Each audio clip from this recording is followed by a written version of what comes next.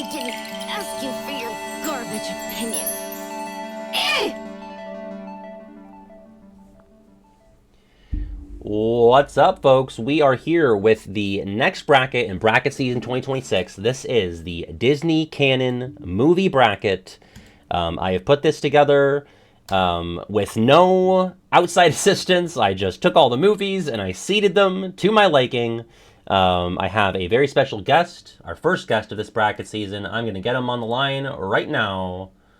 Calling now. It's the cartoon Baffoon. What's up, Baffoon? Hey, Pat. What's up? Not much. I'm very excited to have you on board for this because I have not seen every movie in the canon, and you have, right? Oh, yeah. Even including Zootopia 2, which is the newest. Oh, yeah. I've seen it twice now. There you go. I would like to see it, but I haven't had the chance. Alice, thank you for the 58 months. Also, I'm going to play the KH2 OSD, I guess. Sure, let me know on works. sound for Baffoon. Oh, yeah. I have fucking beef with chat. Because last time I was on with Kiwi, no one fucking said shit, and our volume was low as fuck. What the hell, guys? Yeah, you were definitely lower than I was. And I don't want the music to be competing with Baffoon on this as well, so just let me know. Anyway, yeah, I honestly, I'm not even just saying this to blow smoke. I could not think of a better person to accompany me with this because, in my sphere, I know a lot of people who are into the KH and the Disney, but I think you are the authority. So, this is by far my #1 draft pick for Disney movie bracket. Oh, yeah, glad I can make time in my very busy schedule to be here. Yeah. Well, and you are working on a video or at least you have a video coming from Archer Caprice, right? So you're busy. Yeah. You're actually busy. Yeah. Saturday, 5:30, I think is my time slot. But yeah, I've got an essay about when Kingdom Hearts characters replace Disney characters, a la Christopher Robin. I was gonna say, yeah. Or Linguini from Ratatouille. Yeah. That's fun. I fun. love that. That's a great little topic. I did not know that until now. I'm looking forward to it. Hell yeah. Okay, so I was kind of setting this up in the booklet, but I'll reiterate. This is the perfect time to do this bracket. There's, kind of a small, probably a year to 6 month window to do a full bracket of the Disney canon because we are in a very precious moment in time where there are exactly 64 movies in the canon. Could not believe it when I was making the list. I was like, all right, I'm going to write these all down, and then I'm going to make some cuts to include only the big boys. But we are at a super even, clean 64. So no play-ins, no cuts. It's perfect. I have tried to seed this. Go ahead. It's very funny to me that you just kind of at some point in Patreon chat just hashing out bracket ideas. You were just like, yeah. Disney movies would be cool, and it just happened to be the perfect moment for it. Yeah, it's honestly, I was kind of having a drought situation for bracket ideas. I really didn't know what to do, and then all of a sudden I had too many ideas, and now we're doing 3 brackets in a row this week. It's been a bit of a Baffoon-pilled bracket season because I didn't make the Smash trailer bracket from last week. That's true, yeah, and thank you for that, and that was a fun time. And I actually, you made a backlog list. Where you ranked all of your favorite trailers from best to worst, and your favorite is what ended up winning, and I didn't know that until afterwards. Well, I didn't know it either until I watched the bracket, and I just kind of obsessing over the topic over the couple of days. I was like, I gotta make this list, and I gotta hash it out, and it ended up on top. And what did you have at the bottom? Byleth? Oh yeah, fuck that trailer. Yeah, that's the one where I got up and peed. Yeah, I like Fire Emblem Three Houses, right? It's one of my favorite games. But just what a horribly conceived trailer. It was in a Smash Direct, so you don't even get that moment of, is this gonna be Smash? No, you just start off as oh, it's fucking Byleth. Yeah. And people are asking if it you could lasts turn your 4 volume. minutes? Yeah, that's way too long. People are asking if you could turn your volume up at all. I have you maxed out on Discord. I don't know how. Yeah, I mean, you sound good to me. I mean, I could also just lower the YouTube music if that's overpowering him.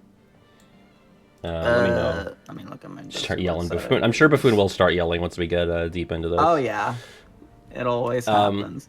No, my microphone volume's maxed out. Okay. Well, maybe let it's us know if it's my computer's side of it. Actually, let me increase desktop audio on my end on OBS, and just let me know if the music is drowning them out. So yes, about the seating, I basically just took all the movies and I tried to take a holistic approach to how I decided the seating here, not just like based on how much I like the movies. There's a lot of movies that I don't really like that much that I put on high seeds, and movies that I don't like as much, but I can recognize their popularity and I put them, relatively highly. Tried to factor in like, pop cultural presence, like how much lasting legacy they have, how important they are to the brand. If they were box office flops or not. So I tried my best. Baffoon, you are free and in fact encouraged to take umbrage because it makes for good content for me to be a dumb idiot. Yeah. I have not seen this until today. Yeah. Pat sent it to me like an hour ago. Yeah. And so far, so we'll go into it fresh. Seems okay. We'll get into it. Yeah. So, let's get into our first matchup here. Oh. The 1 versus the 16. And, no surprises here. I put all the package films in the 16 and 15 seeds. Yeah. Which I don't know if that's... I mean, I can't imagine that's a hot take, but... that's going up... There's bad movies, too, that aren't package films. But, yeah. Yeah, for sure. And we'll get to those. But, no one knows these movies, so, it's perfectly fair. So, I mean, we don't really need to talk about Melody Time versus Beauty and the Beast, which... of course it's Beauty and the Beast. Yeah. Do I even remember half the shorts for Melody? I mean, I'll say I like Melody Time more than Make My Music, for whatever that is worth. Do you know which one is not on Disney Plus? Because that's the only package film. Okay, so yeah, I have seen Melody Time. Vodka recently told me that this is... Let me pull up my DMs with Vodka, because she asked for the bracket to fill out herself. She said, this has a woman who just wants a fake butt and gets punished for it by bouncing into space and dying. Does that ring a bell for you? No. Yeah, that's the thing. It didn't for me either. I was like, oh, I gotta rewatch Melody Time, because I have no recollection of this BBL space launch. But that's crazy. Yeah, so I guess look that up. Go on Disney Plus because this one's available. Yeah, my main memories of Melody Time are Pecos Bill, Johnny Appleseed. Those are like the two big ones. Yes. There's the Flight of the Bumblebee, and Blame It on the Samba, which has Donald and my boy Jose Carioca. Love him. Oh yeah, this is also why I brought you, because then you could say the other two package films that have Spanish words, because I know you hate when I say them. Yes, so. You say them terribly. I hate it every time. So that's why Baffoon's here as well. And for the record, it is Jose, because it's the Portuguese pronunciation, Portuguese Brazilian. He is a Brazilian character. So get it right. Yes. Disney's been fucking it up for years. Yeah, and I actually learned that from Keynote, that it's Jose and not Jose. That makes sense. Yeah. Okay, so let's put Melody Time to bed. Wait, now that one that you mentioned with Donald, is that the one where he's chasing the ladies around on the beach? No, that's... Different one? That's Three Caballeros. Okay, alright, we'll get to that. We'll get to that, too. Garfield Builder, what do you think is the hardest level in the Kingdom Hearts games? It's very unrelated. Hardest level ever in a Kingdom Hearts game? It's tough. I don't know. I mean, it's something from KH1. Yeah, probably. It's probably Hollow Bastion. Yeah, probably Hollow Bastion. Just based on navigation and the boss fights. I fell off that fucking castle so many times and had to kill everything to use the fucking elevator. Like that was not a good memory. Yep. And the boss fights are brutal outside of Plain Maleficent and the Behemoth. Yeah. Everything else is pretty tough. Yeah. I do. I have a copy. Can I get that to you guys after the stream? And you guys can fill it out afterwards and show us how we're wrong? Yeah, sure. Beauty and the Beast. We'll talk about Beauty and the Beast later. I don't. Yeah. We don't need to belabor the point. You do that now. All right. A more interesting matchup, I would say. I mean, not for me, but it's an 8-9. It's Emperor's New Groove versus Robin Hood. I'm always surprised by how weirdly culturally relevant Robin Hood is, because it's not great. No, it's like, and I'm not huge on any of like the scratchy Bronze Era movies. It's just so like fine. Like it's not aggressively good or bad to me. It's just kind of there for me. I mean, it's cute. Like, I don't know. I think it loses a lot of steam after the tournament, because then it's just then there's just kind of narration That's like, okay, after this happened, Prince John was an asshole. There's a bunch of people in prison now, and now the climax is starting.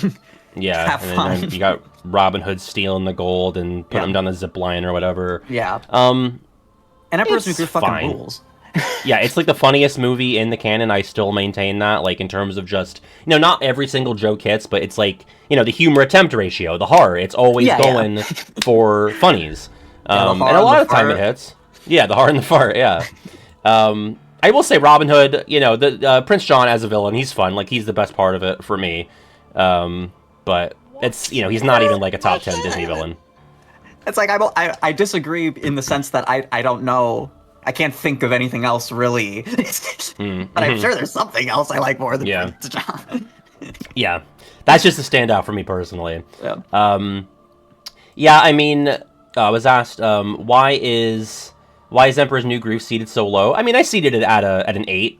That makes sense because this is riding off of like Dinosaur and shit. This is the 2000s era. This was not like a huge box office success or anything. Right, but it wasn't a flop either, and it's relatively well liked in terms of, especially like in contest with all of the other 2000s like post Renaissance movies. Like this is top shelf on that. This is only second to Lilo and Stitch. I would agree.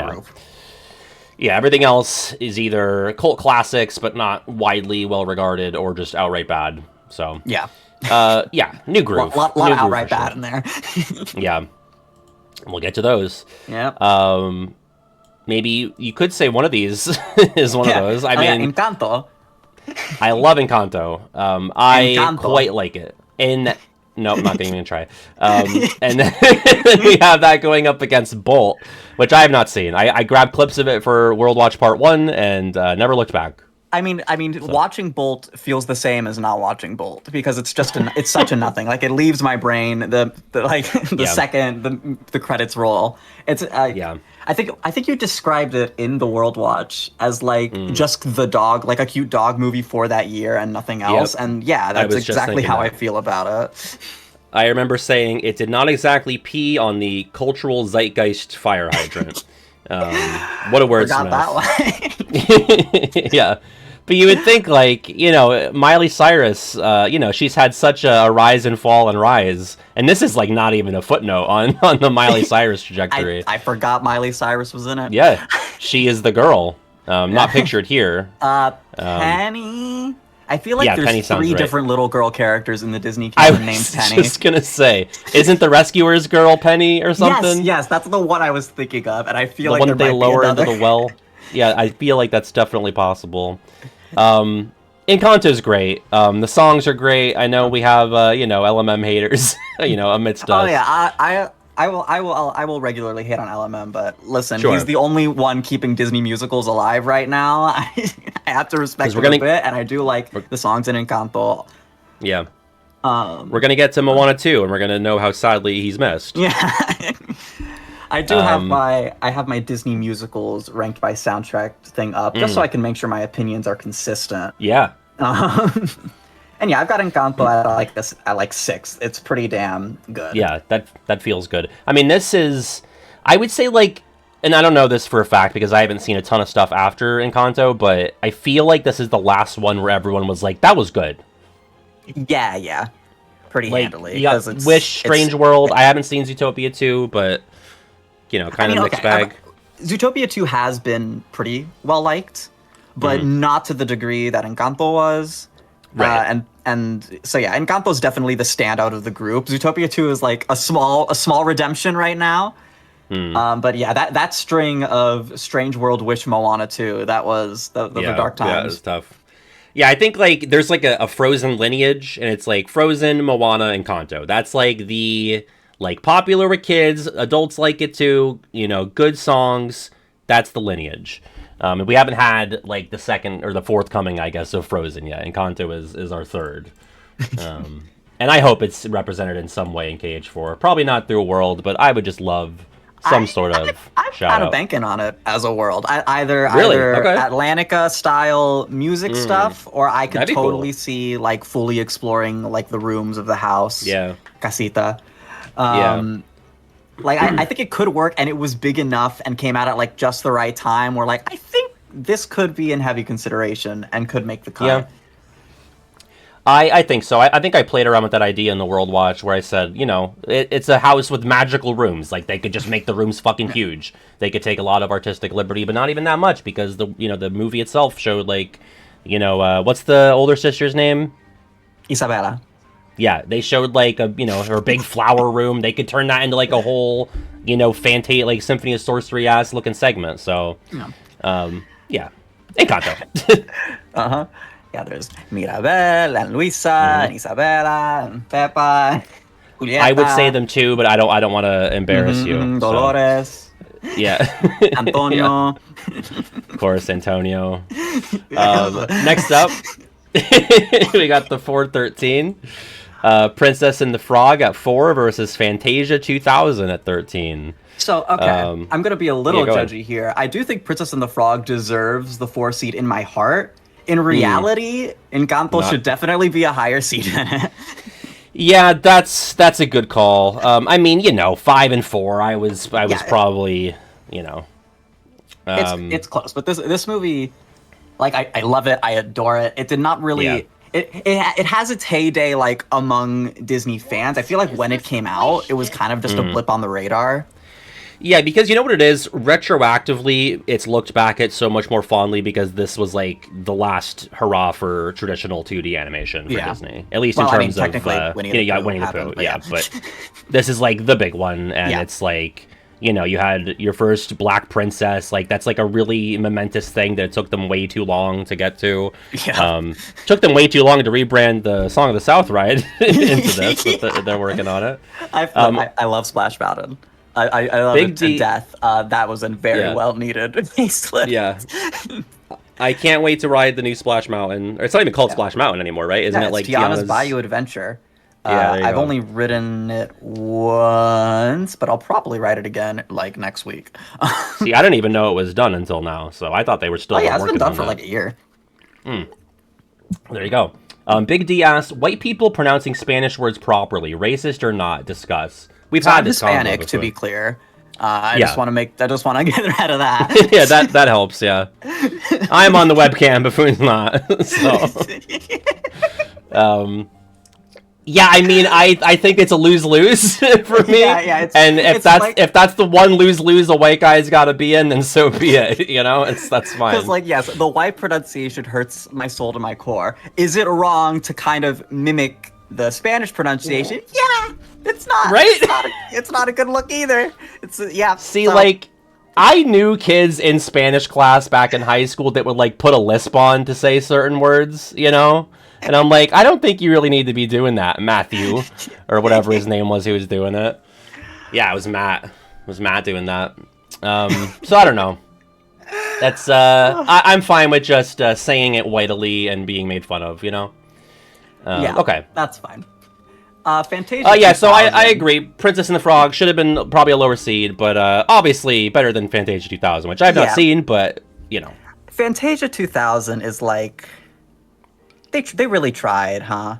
It's a real trier, just to kind of capture the spirit of that original Fantasia.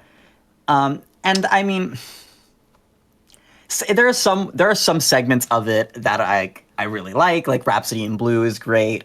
Is it the Firebird Suite? That's like the big finale one. They just replay Sorcerer's Apprentice again, which is kind of sad. Like, oh, they do? Yeah. I see it. I see it in the little frame here on the poster. I didn't think it was actually like they just they just fully rerun that shit because like I guess they just like you're calling a thing Fantasia. They just felt obligated to have Sorcerer's Apprentice in there, but like that's weird. It's like when your teacher rolls in the TV because they're hungover, So, let's put on Fantasia 1. But then it's got a lot of goofier segments like Donald's Ark and Flamingo with the Yo-Yo, and there's also like the weird Sky Whale one, which I don't remember what it's called. I feel like I sound so much smarter when I know the names of Fantasia songs. Like people are like, oh wow. Ooh. yeah, for sure. I think all I know about this outside of what is visually shown is that I think like Penn and Teller are potentially in it for a moment to introduce a song. Yeah, there's a bunch of celebrity intros like that, which I also think is dumb and weird and and it ages the movie. Like, you can go back to Fantasia 1. It's weird to call it Fantasia 1, but just for the sake of clarity. There's, like, the one guy, like, the conductor guy, or I don't know what his name was. Do you know? I do not. Well, he, like, shows up and he introduces each segment, and it's like, okay, just some guy from the 40s. But, the conductor, 2000... Like, it feels thematically appropriate, since the whole thing is music and visuals. And he's introducing his orchestra like that. It feels like in line with the spirit of it, whereas, like, these celebrities, it's just like, why? Yeah. Deems Taylor is the guy. Thank you, Ruthie. Yeah, I remember saying that in the World Watch at some point. This is a pretty clear Princess of the Frog. I'll have more to say about, like, the concept of Fantasia later. For now, it's just like, this is clearly just kind of the worst version of it. Let's move on. Yeah. We'll talk more substantially about these movies once we get through some of these obvious matchups. Yeah. We have the 6-11 here. We have Wreck-It Ralph at 6 versus Atlantis at 11. Atlantis made it to 11? I don't know, man. There were a lot of clunkers. I thought maybe that's too high. I mean, it's 11 is only 5 away from 16. You know. Like, it's not that much. Like, there's all the package films take up 16 and then half of 15. And then you got, like, some Bronze Era shit that I put in, 14 through 12. Yeah, I guess. Well, we'll see what I have lower, and then you can yell at me. Yeah. People say Atlantis is underrated. I think they watched a different movie. Like, it's fine. Cool. Yeah. I fell asleep during the pre-Atlantis part of the movie. I never made it to Atlantis. I think Arif watched the rest of it on her own. It exists. I think people really appreciate kind of the adventure vibes of it, some of, like, the technology, the artistry behind it. Like it is cool in that way, but as a film, I'm just kind of bored. Yeah, and it's so weird to me how quickly Disney went back to the well with the turnaround between Treasure Planet and Atlantis, because obviously they're thematically different, and just because they're both, like, sci-fi adventures doesn't mean they're exactly, like, mimicking each other. But it is, like, I feel like they don't often, like, do such similar, like, genres or vibes like they did. Yeah, like in the span of a year. And they both, kind of flopped. Do you know which one did worse? I feel like Treasure Planet did worse, but I'm not sure. Treasure Planet was like purposely, Disney purposely, like, hid it away. Like, they did not market that thing at all.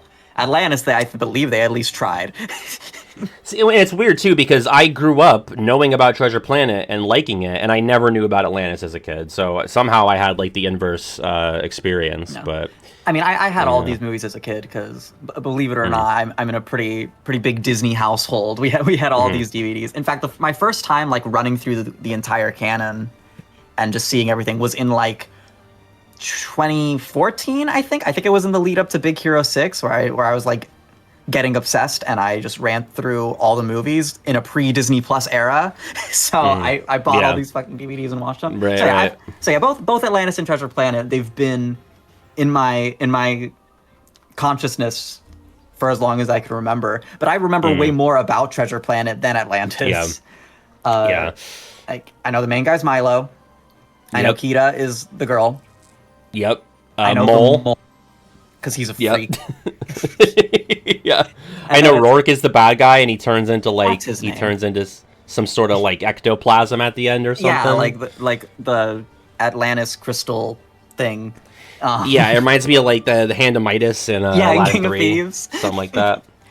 Blix Cigar, thank you for the 2 months.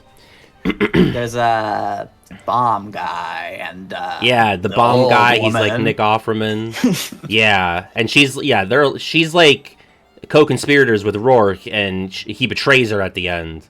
But then she, like, shoots his aircraft or something. China Champ. Which one's got the hot mouse girl? That's Grey Mouse Detective. That's what you're thinking of. Wait. Know it well. Hot mouse girl. Oh, Bernard and Bianca? Oh, that's Rescuers. That's Rescuers. No. If you're sexualizing Bernardo Bianca, you have a problem. I was gonna say I cannot even fathom that one. I don't remember a hot mouse in. We'll talk about it. Great. We'll get there. Okay, we'll get there. We'll get there. Anyway, Wreck-It Ralph. Wreck-It Ralph. You know, yeah, I like it. It's definitely not. I don't think it has, at least in my mind, the same prestige as like some of the other 2010s movies. In that sort of like revival era. Yeah, it definitely doesn't like reach that same height. But for me personally, I fucking love it. And I mean, obviously we're video game people. Yeah, right. But I don't know. It's just such a well put together movie. I love the Ralph Penelope relationship. I love how much love they put into like representing all these different facets of gaming and arcade gaming. And it's just a gorgeous film. Yeah, like the it's one of my stuff. It's my top 5. It's one of my favorites. Oh wow, okay, I didn't know that. Yeah, it's kind of an ass pull that they put Sonic on the the poster here. That's crazy. Yeah, he's in there for like he does the whole like if you die outside your game, you won't regenerate. Yeah. So stay safe. But he's like only on a screen, and then Eggman's there in the villain council meeting. That's not what it is. The AA, like the Villains Anonymous. Yeah. No, we've been pretty normie so far, Chris Kringle, but I'm sure we'll have hot takes eventually. We've talked about Melody Time, Robin Hood, Bolt, Fantasia 2000, and Atlantis. If there's any bracket putting those through, I have questions. Yeah, I mean, if someone were to do like randomized seeds, which I could have done. We could be talking about Melody Time and Make Mine Music, making it to like somehow the 32, but I still doubt it. Yeah. I will say, back when Wreck-It Ralph came out, because that was 2012, so I was a freshman in high school, and I avoided this movie because I just got the vibe that it was gonna just be like this sort of like malicious pastiche of video games, just like really? Big Bang Theory-itis, like these smelly nerds playing video games, and like they're gonna get it all wrong. So I was just like, I'm not even gonna engage with this because I feel like it's gonna just kind of be making fun of video game and gaming culture, so to speak. But I watched it. I mean, post Cage 3, I think I watched it during my 2020 Disney binge, and I thought it was really nice. So it's a shame that I waited 8 years to watch it, but it's good, and it's gonna go through here. Of course. If I had to pick a different biblical story for Donald to star in, what would you pick? Which biblical story does he currently star in? In Fantasia 2000, it's Donald's Ark. That's the. I was gonna say, you called it Donald's Ark, and I thought it was like, oh, Donald has like an arc throughout the movie. Like he starts off and then he changes. It's fucking Noah's Ark, but Donald's I got you because it's funny because I was gonna say, oh, he should do Noah's Ark, not knowing that was the one. Actually, I guess he could be the birth of Christ. Yeah, that seems appropriate. Like it's actually 3 Christs. It's Huey, Tilly, and Lily. Yeah, or it could be Jose and Panchito. Yeah. Or they could be the 3 wise men. Who knows? Oh yeah, that's fair. There you go. A funny thing about Donald's Ark actually is because it's a story where like the whole thing is like Donald and Daisy like miss each other on the Ark, and they don't know that they're both on it, and they have to like find each other. But because of that, Daisy has been in an official canon Disney movie, and Minnie hasn't. Oh, that is very weird. Yeah, because you got Mickey, Donald, and Goofy in Fun and Fancy Free. Yep. Donald in the package films as well before that, and then Mickey. I already covered Mickey. And Fantasia. Pluto has.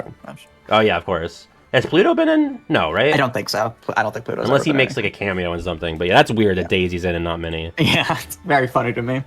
Yeah. We have a 3 versus 14. Let me know on the seating on these. Pinocchio at the 3 versus Dinosaur at the 14. Dinosaur should be lower. Yeah. Dinosaur again sucks. I gotta get you got Black Cauldron down here at 15 and all the package films in 16. Yeah. I know Dinosaur sucks. I hated it. Buffoon, I watched this at peak dinosaur appreciating age. I was in I want to say kindergarten, maybe first grade. I'm all in on dinosaurs. And then they show us this on the fucking crappy projector screen. Probably some bootleg pirated copy because it couldn't have come out that long ago at that time. And man, I was so fucking bored. I remember they were hyping us up all day. Oh, you know what? You guys have been so good all year. We're going to watch Dinosaur. And I was like, oh my god, this is going to be amazing. This is going to be a life-changing event. And I could not believe how untapped in I was to this movie. Okay, it's how do you make dinosaurs boring? That's a cardinal. They did it again with Pixar. Pixar did it as well. Oh yeah, how many? I think with Toy Story 5, there's gonna be 31 Pixar movies. So fuck, we're gonna have to wait a little bit for that bracket. Maybe we can. Yeah, it's tough. We'll put Jerry's Game in as like the the 32nd. I like Jerry's Game. Yeah. Okay. So Pinocchio easily for me. Oh yeah, and in fact, I don't even want to talk about Pinocchio yet because we can just talk about it in the next segment. Because I have great things to say about that movie. Dinosaurs are such a piece of shit. Let's watch these photorealistic dinosaurs walking through a desert for like 2 hours and say nothing of value. Yeah.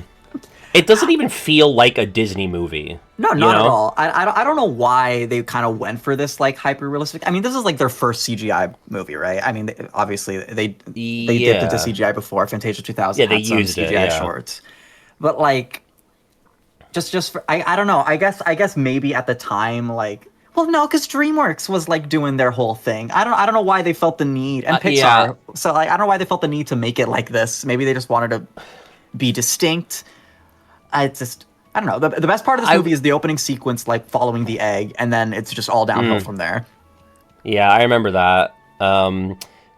I was gonna say maybe they were trying to reheat the Ice Age nachos, but Ice Age was after this, wasn't it? Yeah, Ice Age was 2001. That would be the only conceivable reason to make this film would be to have an answer to Ice Age. Yeah. The ride at Animal Kingdom is cool. Oh yeah, that's not there anymore. They got rid of it? Yeah. Oh, they took out all of Dinoland USA. But yeah, I fucking love that, right? Yeah, they're replacing it with they're calling it the Tropical Americas to match with the Asia and Africa sections. And it's gonna have an Indiana Jones thing, it's gonna have an Encanto thing. Okay. Well, that's definitely a net positive, but yeah. I have very fond memories of riding Dinosaur with my Nam, and she would laugh hysterically the entire time. Like, during the segment where the guy on the intercom is like, we're all gonna fucking die, we're not gonna make it! Like, she would just crack up, and it was, like, my favorite part of that Animal Kingdom day. So. I feel like I've told this story before, but right at that part of the ride, there was one time I was riding with some friends, and like he goes, "We're not gonna make it. You're not gonna make it." And the ride broke. Yeah. Like it shut down. Everything went black. And we were just sitting there, like, I guess we didn't make it. I guess we didn't make it. Which scared the shit out of me as a kid because I'm like, oh, this is a unique experience that I'm having on the ride. Like this is it for me. There's a live actual man narrating our trip through this dark room, and we're gonna die right now. So.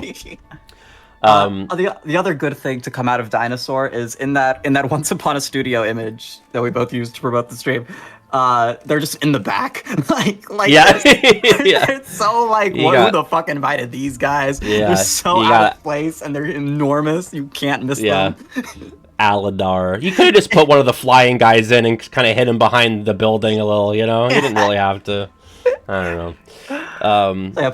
We'll advance Pinocchio, talk about Pinocchio later. Sora Quill, thank you for the 100 bits. The 2000s were Disney's experimental era. Yeah, I mean, certainly. I think you could argue that it's that and then probably the Bronze Age are like the two, like, you know, we're doing weird stuff. Yeah. Yeah. I don't know.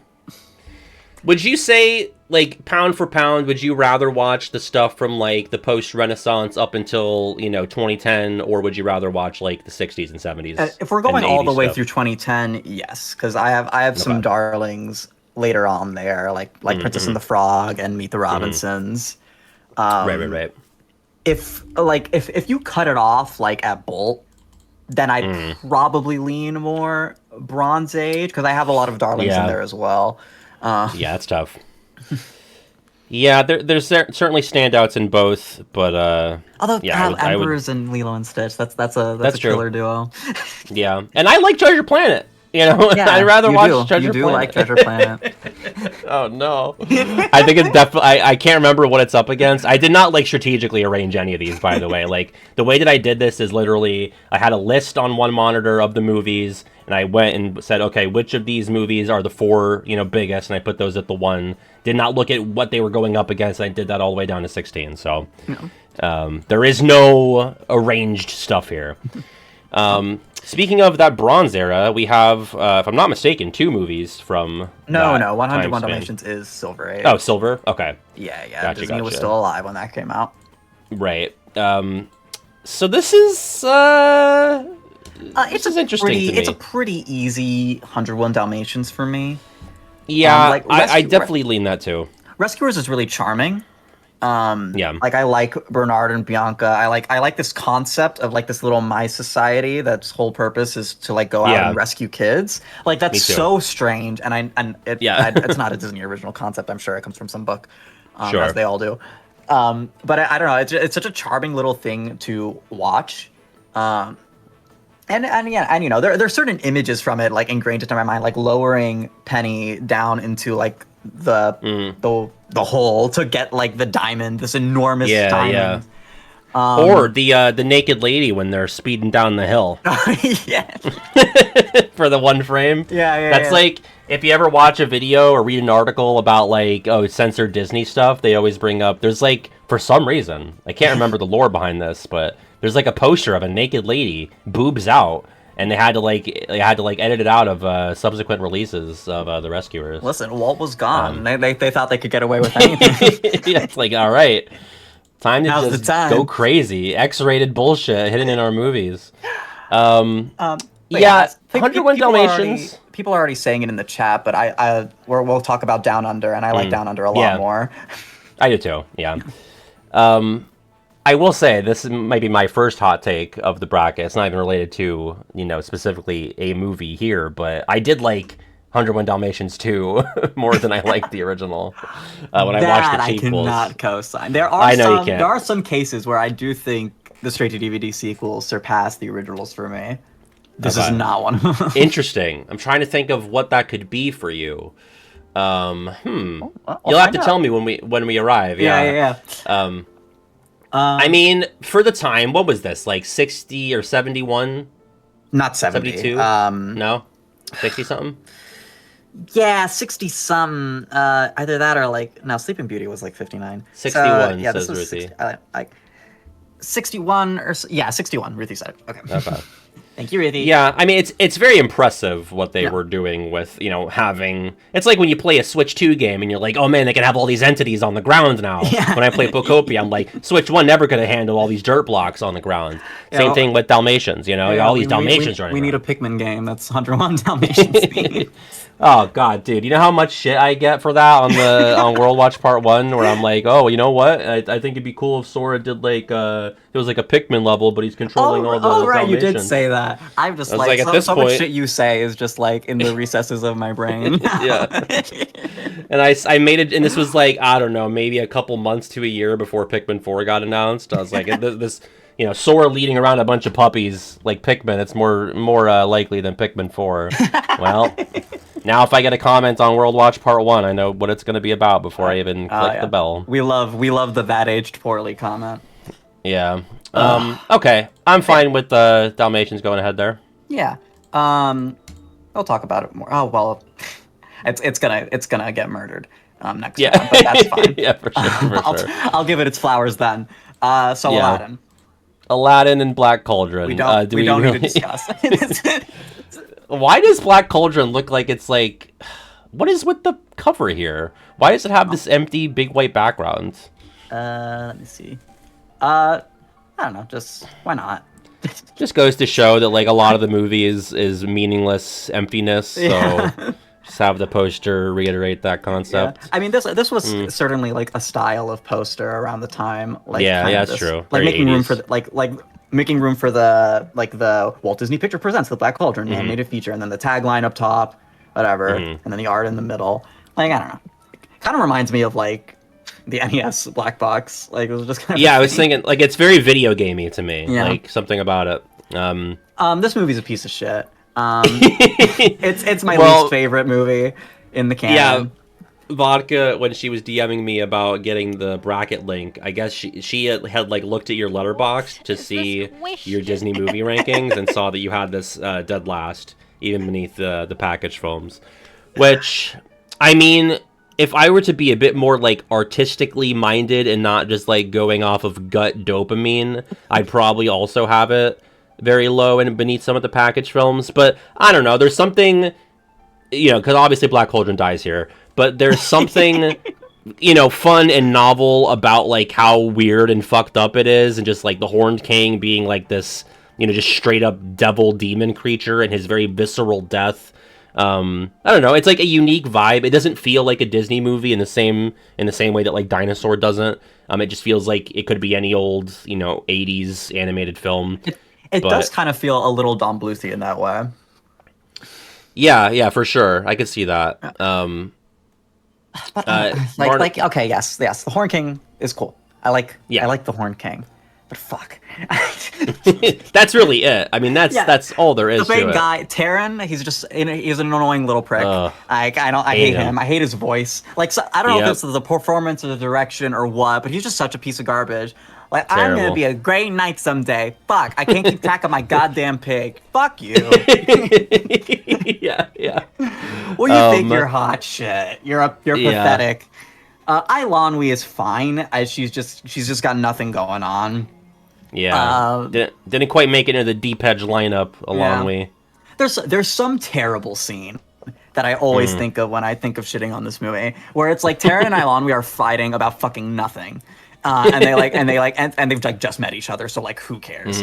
And they get in a big fight, and they go, and Eilonwy like leaves, and it's like this like dramatic beat, like, oh, they're mad, and literally the next scene, it's just cut to them apologize, and I'm like, who the fuck wrote this? Yeah, like there's just nothing. Why did we sit through this? There's nothing to this fucking movie. But Baffoon, what about Fluter Flan? I mean, honestly, of all the things in this film, like, he's fine. Like, I couldn't give up about what's going on with him. He's pretty inoffensive. Han, thank you for the 100 bits. I want got another 100 bits from Captain Bacon. Gurgi is the best. Han wants to use their Gurgi vote to push this through to the next round. That is not... What is this, like, Survivor-ass, Big Brother-ass twist? The Gurgi vote, yeah. No, I don't think so. And Barnabas, honestly, of all the things in this movie, Gurgi, like, whatever, sacrificing himself, it's stupid. But, like, I don't hate the little guy. I know you do. I know Gurgi's your op. Yeah, he's just, how we had this big argument in patron chat about, like, annoying kid characters? Gurgi is not that. Child. What? No, that's not Baffoon. That's not what I'm saying. I'm saying there is a genre of characters like those annoying kids, where there's also like the fucked up little creature that's always fucking things up. And you know what? When I said that Petrie is the annoying child, that's not the camp he belongs to. Petrie belongs to the same camp as the Gurgi camp. I'm trying to think of other potential, I guess Abu, to bring us over to Barnabas's question. Aladdin over Black Cauldron, obviously, but what if the matchup is Abu versus Gurgi? I mean, obviously every day Abu. of the fucking week. Abu is cuter, makes cuter noises, speaks useful. less. He listens to Aladdin and steals shit. Yeah, right. He does fuck up with the cave. That's like his big, that's big his, no-no that's his moment. Big moment.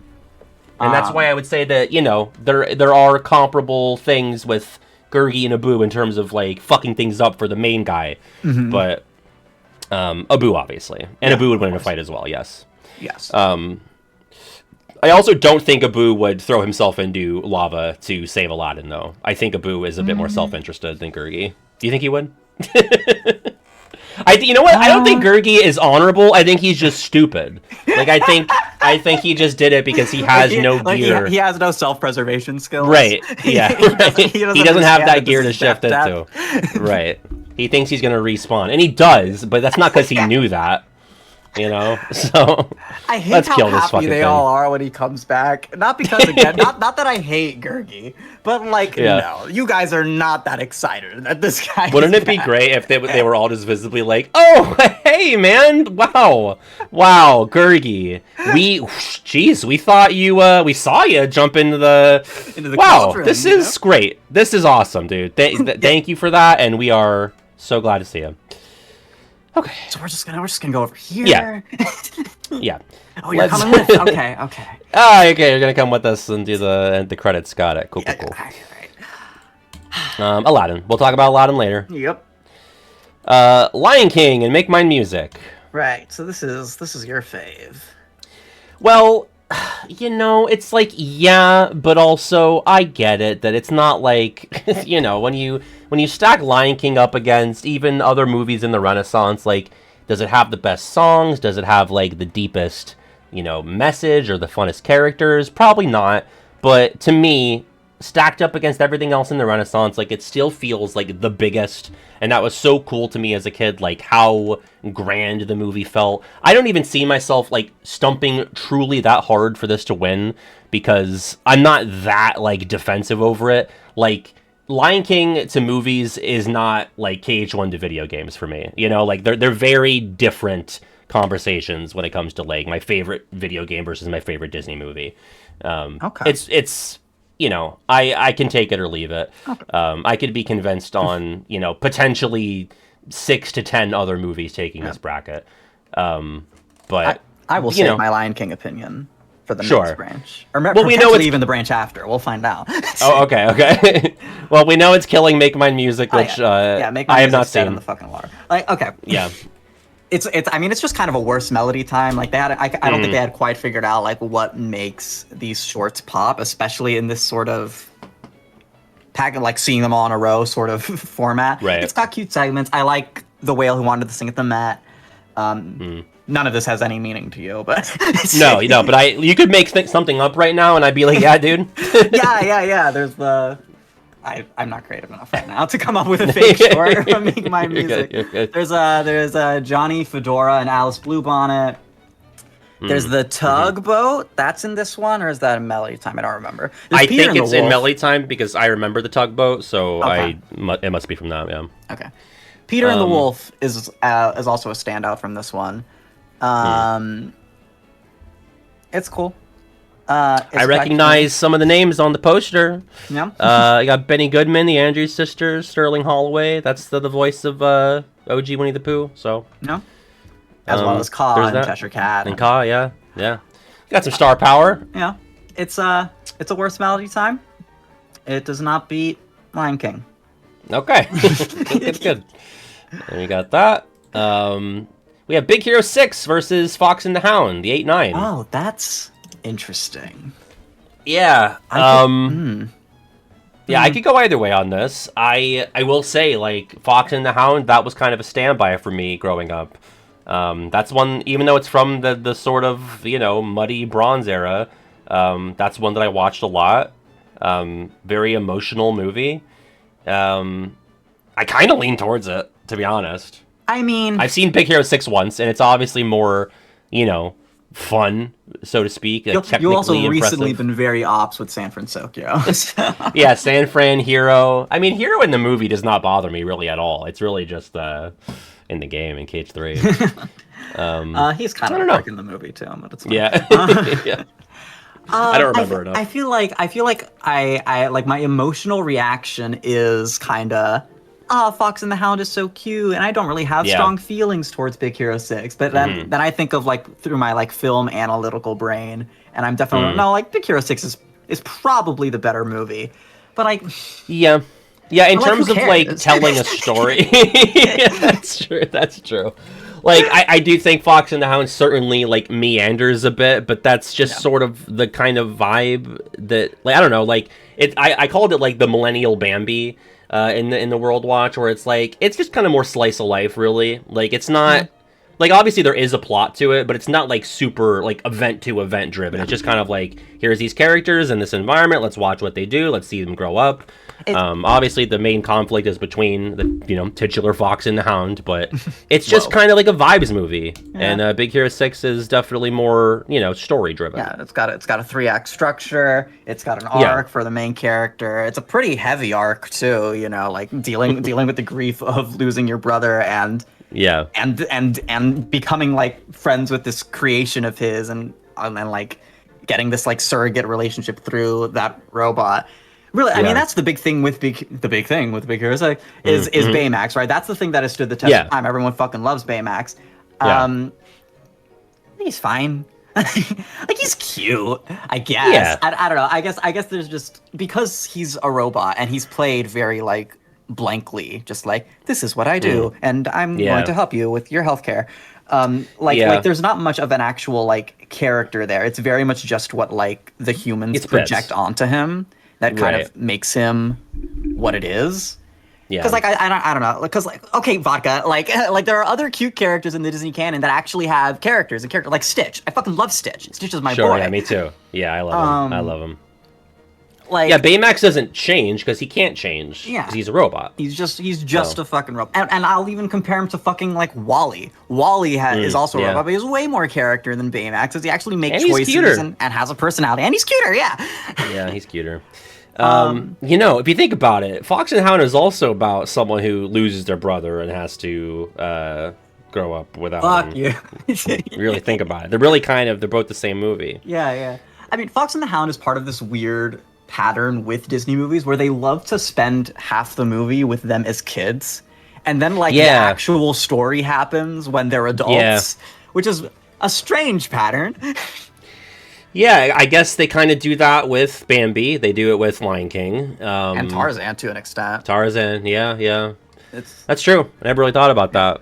And I mean, I think in general, I don't like when they do that, because it just makes it so that like the theoretical Act 1 ends up being really, really long. Like we're spending a long time establishing stuff, and then like the quote unquote inciting incident is like weirdly late into the movie. Can you tell I went to film school? Yeah, there you go. So it's hard. Like because like yes, the emotional impact of something as simple as the Widow Tweed. Great name, as like dead we love Widow Tweed, or Dead Husband Tweed, yeah. Like abandoning, like giving up Todd in the woods because her dick of a neighbor is like threatening to kill him. And I'm like, where do they live? Is there no like law enforcement that we can like is there any sort of recourse the Widow Tweed has here? Well, I mean, this is crazy. I think the problem is it's probably not legal to have a fox as a pet. I guess so. Well, they probably don't want to go to the authorities. I remember hating both Almost Slade and Widow Tweed because I hated her for giving up the fox. I was like, I don't know, move with the fox, just move. You know, as a kid, I'm like, just pick up. Do you think she's liquid? Like, do you think she has that? Like, that sort of. Do you think anyone wants to buy that house in the middle of nowhere next to this fucking neighbor? No, probably not. But I was 5, so you know, I just expected better of her. I was a little let down. And then of course the bear attack so fucking and scary. Copper eventually choosing to like defend Todd. Like it's all very resonant. And I know Big Hero 6 does speak to people and the grief and all. I mean it's also suffered the Shea Frillis effect, I guess I'll say, where like he said a bad thing about it and now people parrot that a lot, which is the like Callahan's a terrible fucking twist villain. And yes, that is true. I don't think it's that big a deal. Yeah, I've not heard the Shafrillis opinion on it, so I wouldn't know. But you know, you can't just because a YouTuber says something doesn't mean you should just form your own opinions, everybody. Yeah.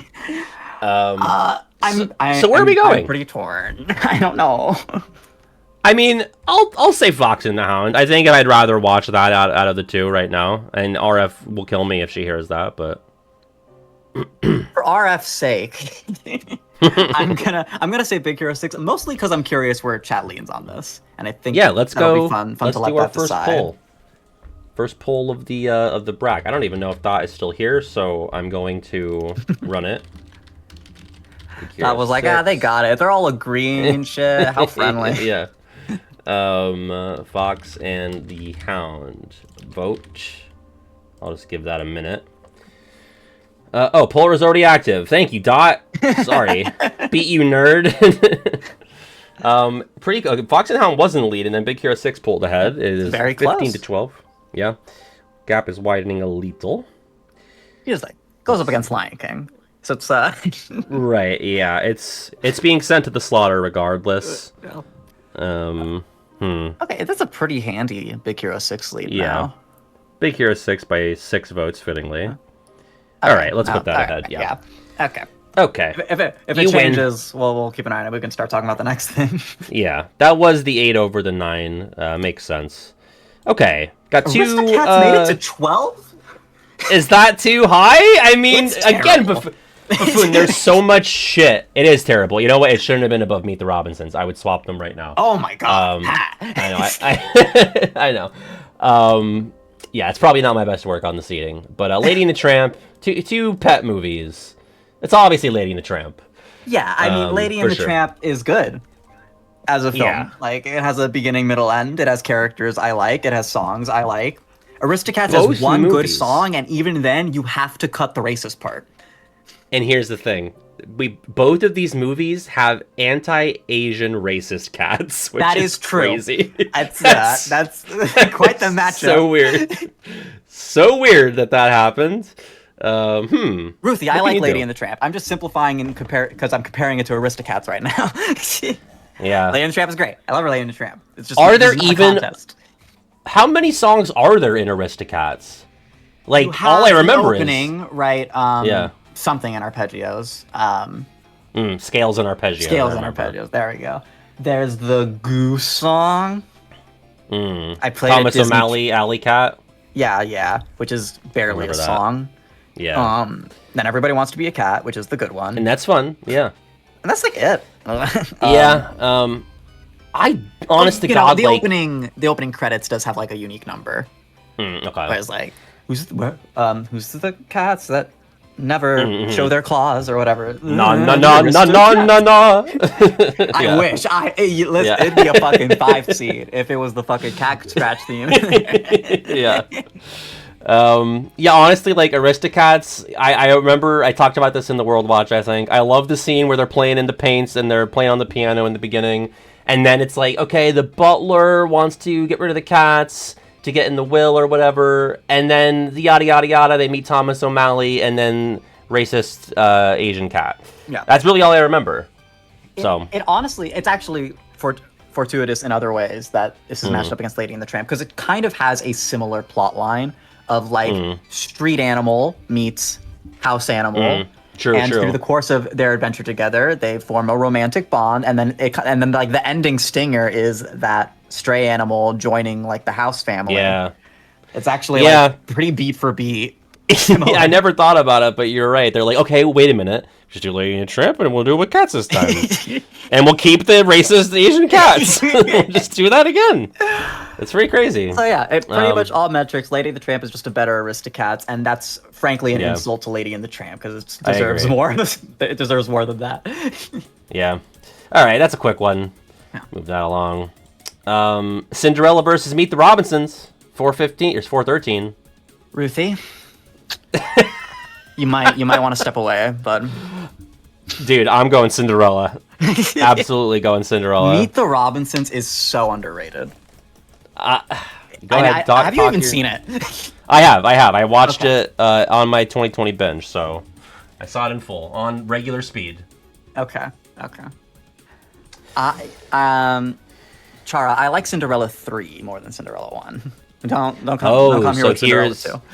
Here's the the direct to DVD being better than the OG. Here's the thing with Cinderella. Obviously, it's huge, eventful, landmark film. Basically brought Disney back from the brink after World War II. It's ushered in the Silver Age.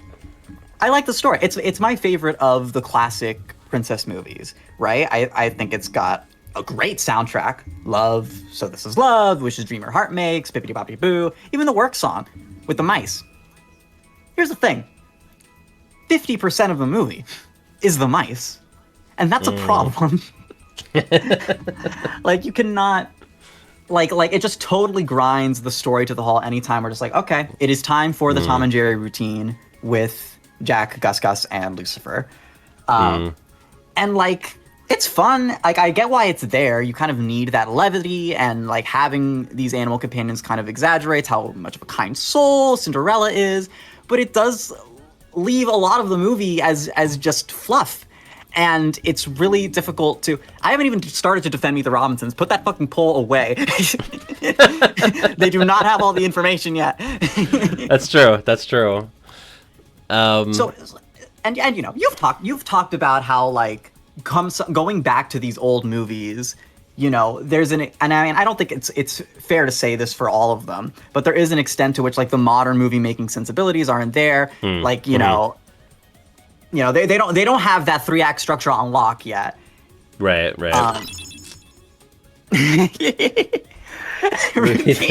Thank you for the TED money. Put me in. I'm defending the movie my grandma introduced me to. Thank you, Ruthie. Listen, Baffoon. I'm gonna let Baffoon speak his shit. I'm on board with everything. I don't disagree with anything you said about Cinderella, for the record, but I want to hear what you have to say about MTR. Yeah. So Meet the Robinsons. It's a very silly movie. Is it perfect? No. But I mean, for starters, I love time travel. Time travel is just fun. Sure, yeah, fun. In any context. But I just love this story. Like there's an orphan who's so obsessed with finding his mom that he like creates this incredible device to find her, and the whole movie is about like facing the potential of an adopted family. Like, it's Meet the Robinsons. That's why you have that whole weird scene of random humor holds up spork, as you once described it. I was gonna use that phrase when you were done, so you cut me off at the pass there. Yeah. I know your tricks. I've seen the world much too many times. yeah. Like, you have that whole scene to endear you to the family, so that when Lewis has to make this choice between, like, okay, is he still going to want to seek out his mom, or does he find family in this new place? It's like very endearing, and the way it props up that Disney messaging of keep moving forward, it's so cheesy to kind of end a movie on a quote like that, but it never feels more real than in that moment. Especially if you don't know the quote going in, you're just like, oh, keep moving forward is this phrase they keep doing. It's like the thesis of the movie, and then you're hit with that. You're hit with the Walt Disney of it all. It's just like, fuck. Yeah. Very carousel of progress coded. Yeah. I love Mikey Gubian, bowler hat guy. I think he's funny. Oh. I like young the Goob. turn of Doris like taking over the future, and I don't know. It's just good, man. It's just fun. I like the frogs. The frogs singing. I quote fucking the T-Rex going on. I have a big head and little arms. I'm just not sure how well this plan was thought through. Master. Hey. Here's the thing. It's fun. The frogs are so like Illumination bad DreamWorks coded for me. Like, the frogs were some of my least favorite parts of the movie. Don't. Honestly, Baffoon, like, I don't disagree with anything you've said. For me, I think at the end of the day, it comes down to I hate how this movie looks. I hate this. I just hate it. It doesn't feel like it has that Disney prestige to me. It really, like, at the end of the day, I just want to watch Cinderella for the visual quality of it alone over Meet the Robinsons. Like, do I think Meet the Robinsons is pound for pound, like, moment to moment more entertaining, and does it have, like, a richer story? I would say so, but it purely comes down to visuals for me. And also, like, I find the humor a bit obnoxious, but okay, I could agree with you on the visuals. This is early. This is still early Disney CGI. Like, they just come off fucking Chicken Little, right? So they've got a rough go of it. Yeah. Yeah, for real this time. Sorry, So, I mean, I'm willing to put this to a poll again. I'm not crushed to see either of these advance, so it's really not like something I'm willing to die on the hill of. Yeah. But I mean, it's going to the poll. I understand. Like, if like most other low seed movies, I would obviously put Cinderella through, but Meet the Robinsons is one of my Shaylas. Yeah, I think that's your Treasure Planet. Yeah. Because you know that most people don't give a shit about this movie, right? Yeah. Like, I know that about Treasure Planet. Yeah. But at least Treasure Planet, I think, has the cult, whereas I think you are perhaps the mayor of... I am the storm. Yeah. You're a mayor of a town of no one. I mean, listen, we got 14 votes for it. I consider that a win in the Meet the Robinsons brigade. Yeah. Yeah, it's not even as big of a gap as the last matchup, which, what was that? Fox and the Hound, Big Hero 6. So it's more competitive. Yeah. And it's obviously a wider seed gap too. So, Ruthie, I'm gonna keep triggering you the more this goes on. like I am not like, okay. When it comes to the older movies, I measure them by my modern movie standards. And sometimes that means I will praise the shit out of certain ones that I feel like do stack up. It also means I will put on blast the ones that don't. Yeah, and I might be a bit different in terms of like I'm trying to take the movies more so in the context of when they released. So I'm like, trying to think about this movie in the context of it came out in 1950, and I'm still very impressed by like how good it looks, Whereas I'm not impressed by how Meet the Robinsons looks in 2007.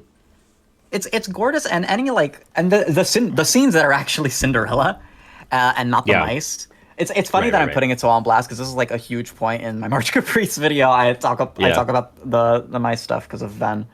But I like the Cinderella story, and again, I like this more than Snow White. I like this more than Sleeping Beauty. Like I think it absolutely deserves to be in such high regard as it is, and obviously it's proceeding now. And I'm going to argue against it again next time because I'd likely disagree it more. Yeah. I'm honestly not even sure where I'm going to go on that one yet, so we'll see. So yeah, it's great. Love it. Yeah. Meet the Robinsons are just very special to me. Yeah. All right. Speaking of Sleeping Beauty, that's in our next matchup here. Sleeping Beauty at the 6, Oliver and Company at the 11. And so I'm not crazy. Obviously, Sleeping Beauty over Oliver and Company. Yeah. For the same reason for me, actually. Like, I would probably argue that there's like more funny stuff happening moment to moment in Oliver and Company, but this is like the interchangeably whatever 80s Disney movie for me. Like, I said that about Black Cauldron, but it applies even more so to Oliver for me, where it's like, you could tell me really any studio made this and I'd believe it. This also feels like, I don't know who made All Dogs Go to Heaven or like American Tail. That was Don Bluth, yeah. There you go. So yeah, maybe more Don Bluth energy there. And not to say that those movies are bad or that Don Bluth is bad. It just, this feels like out of step with the rest of the Disney canon to a degree for me. Sleeping Beauty, though, I just think is so visually cool. Yeah. Who is the lady that March Caprice 5 was like all based on? Like she was like the art direction. Yeah. What's her name? Ruthie's gonna know. Yeah, of course Ruthie's gonna know. Mary PJ's Blair. Here, obviously. There you go. Yeah, Mary Blair. Thank you, Dot. Yeah, I mean, I just love how those 50s into 60s movies with her influence look. Oliver and Company's got that fun song at the beginning, though. Yeah. Oliver and Company peaks with the music. Really, it's just the one song. Yeah. Like, there's a cute song with. Is this one also named Penny? Is that the third Penny I was thinking of? Oh shit! It could be. I'll look into that. Let me pull up Disney Wiki. Yeah. There are 3 little girl pennies in these animal movies. What the fuck are they doing? No, this one's Jenny. This one's Jenny. Okay. That's the distinction. Still, it's pretty close, Yeah.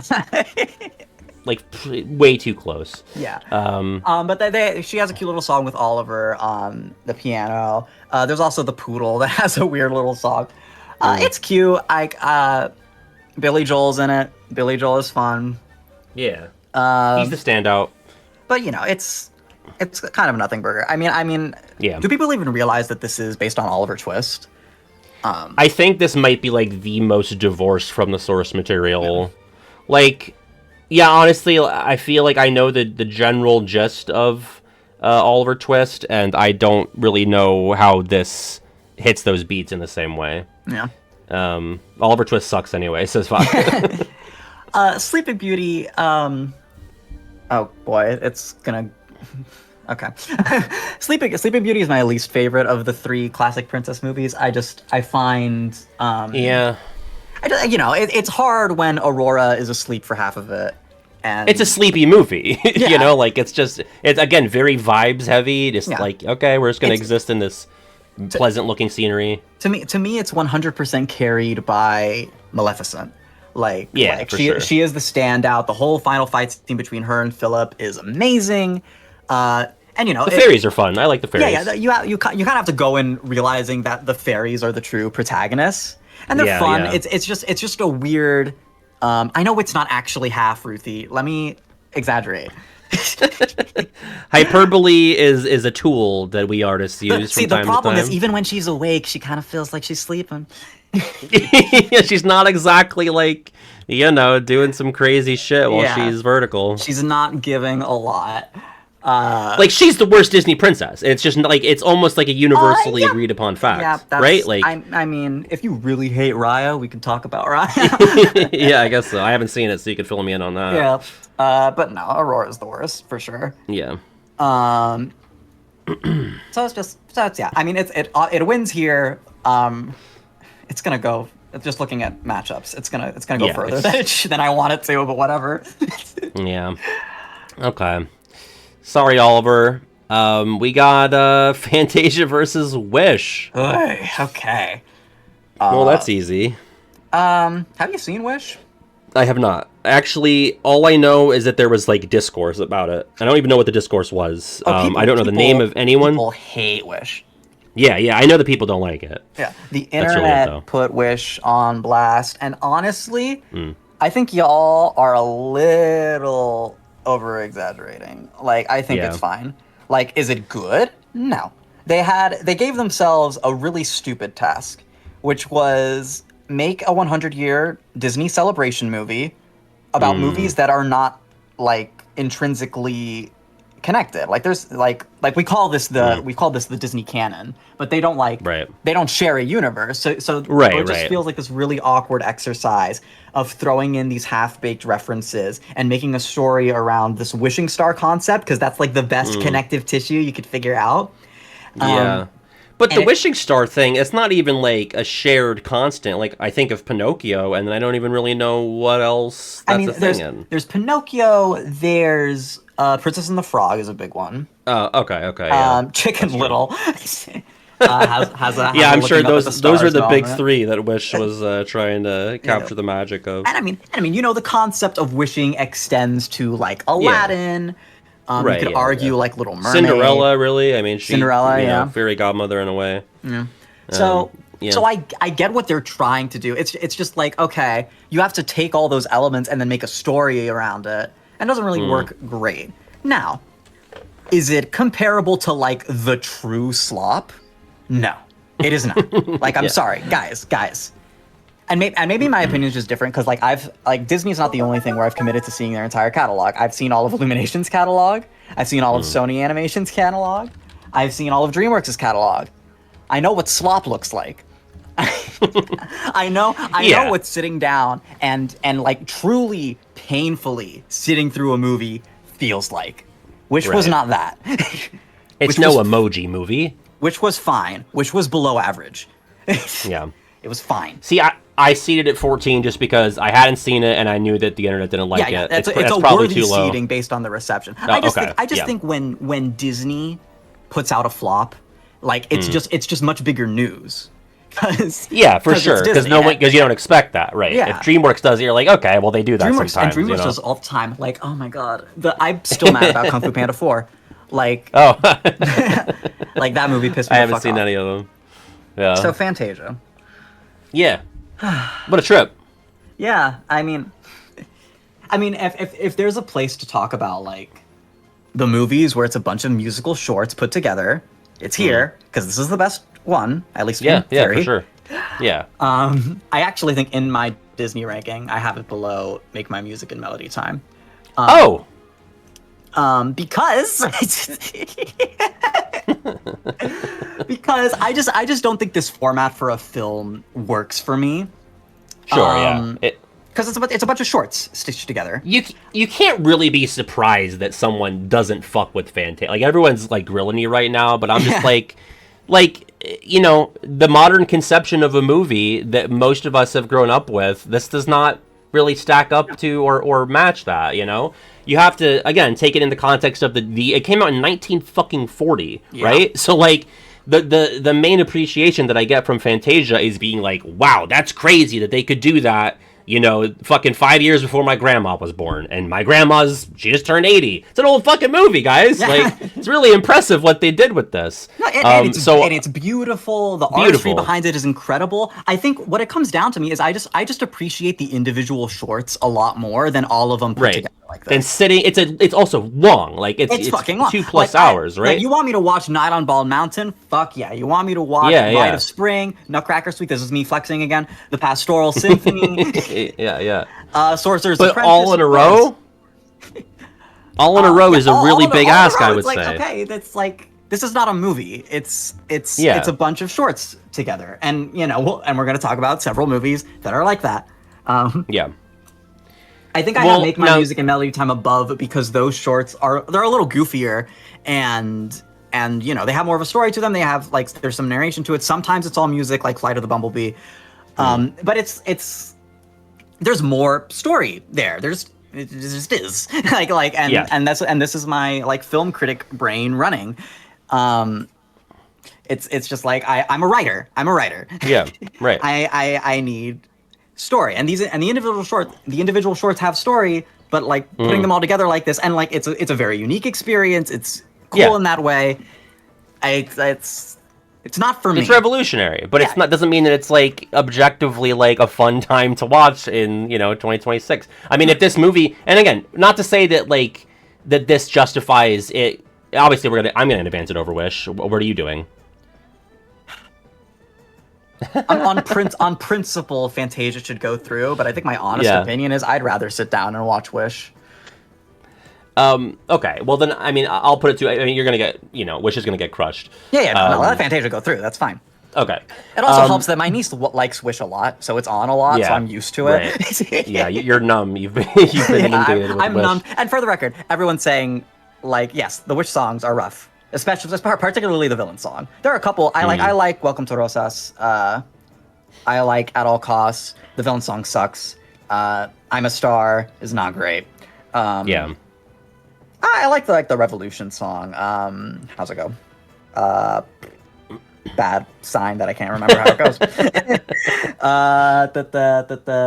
Knowing What We Know Now. That's what it's called. And this Wish, obviously, it has some lyrical moments. But overall, I think it's good. I just wanted to briefly get back to a point that I was trying to make, that Fantasia, if it came out in theaters now, nobody would care about it.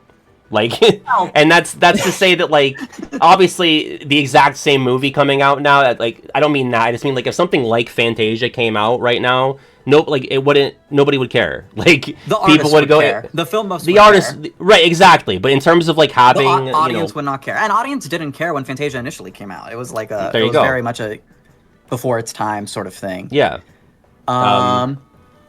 It doesn't mean anything. Guys, it's a terrible line. Guys, I don't know if you think that like that we represent like Gen Pop, but we don't. We're all here. There's 74 of us watching two Disney nerds talk about movies for potentially up to 2 hours. Like, we don't represent the masses. I'm just saying that this would flop if it came out right now. Yeah. And I'm advancing Fantasia, so like relax. Like, Barnabas asked me to sing one of the shitty Wish lines, so here we go. Go ahead. It's genetic. Yeah, I got these genes from outer space. Whatever the fuck that means. I remember reading that in patron chat at some point. And again, I don't mean to say that like this is a bad movie, because again, I'm advancing it. I'm just saying, it's a great movie. It's just not for me.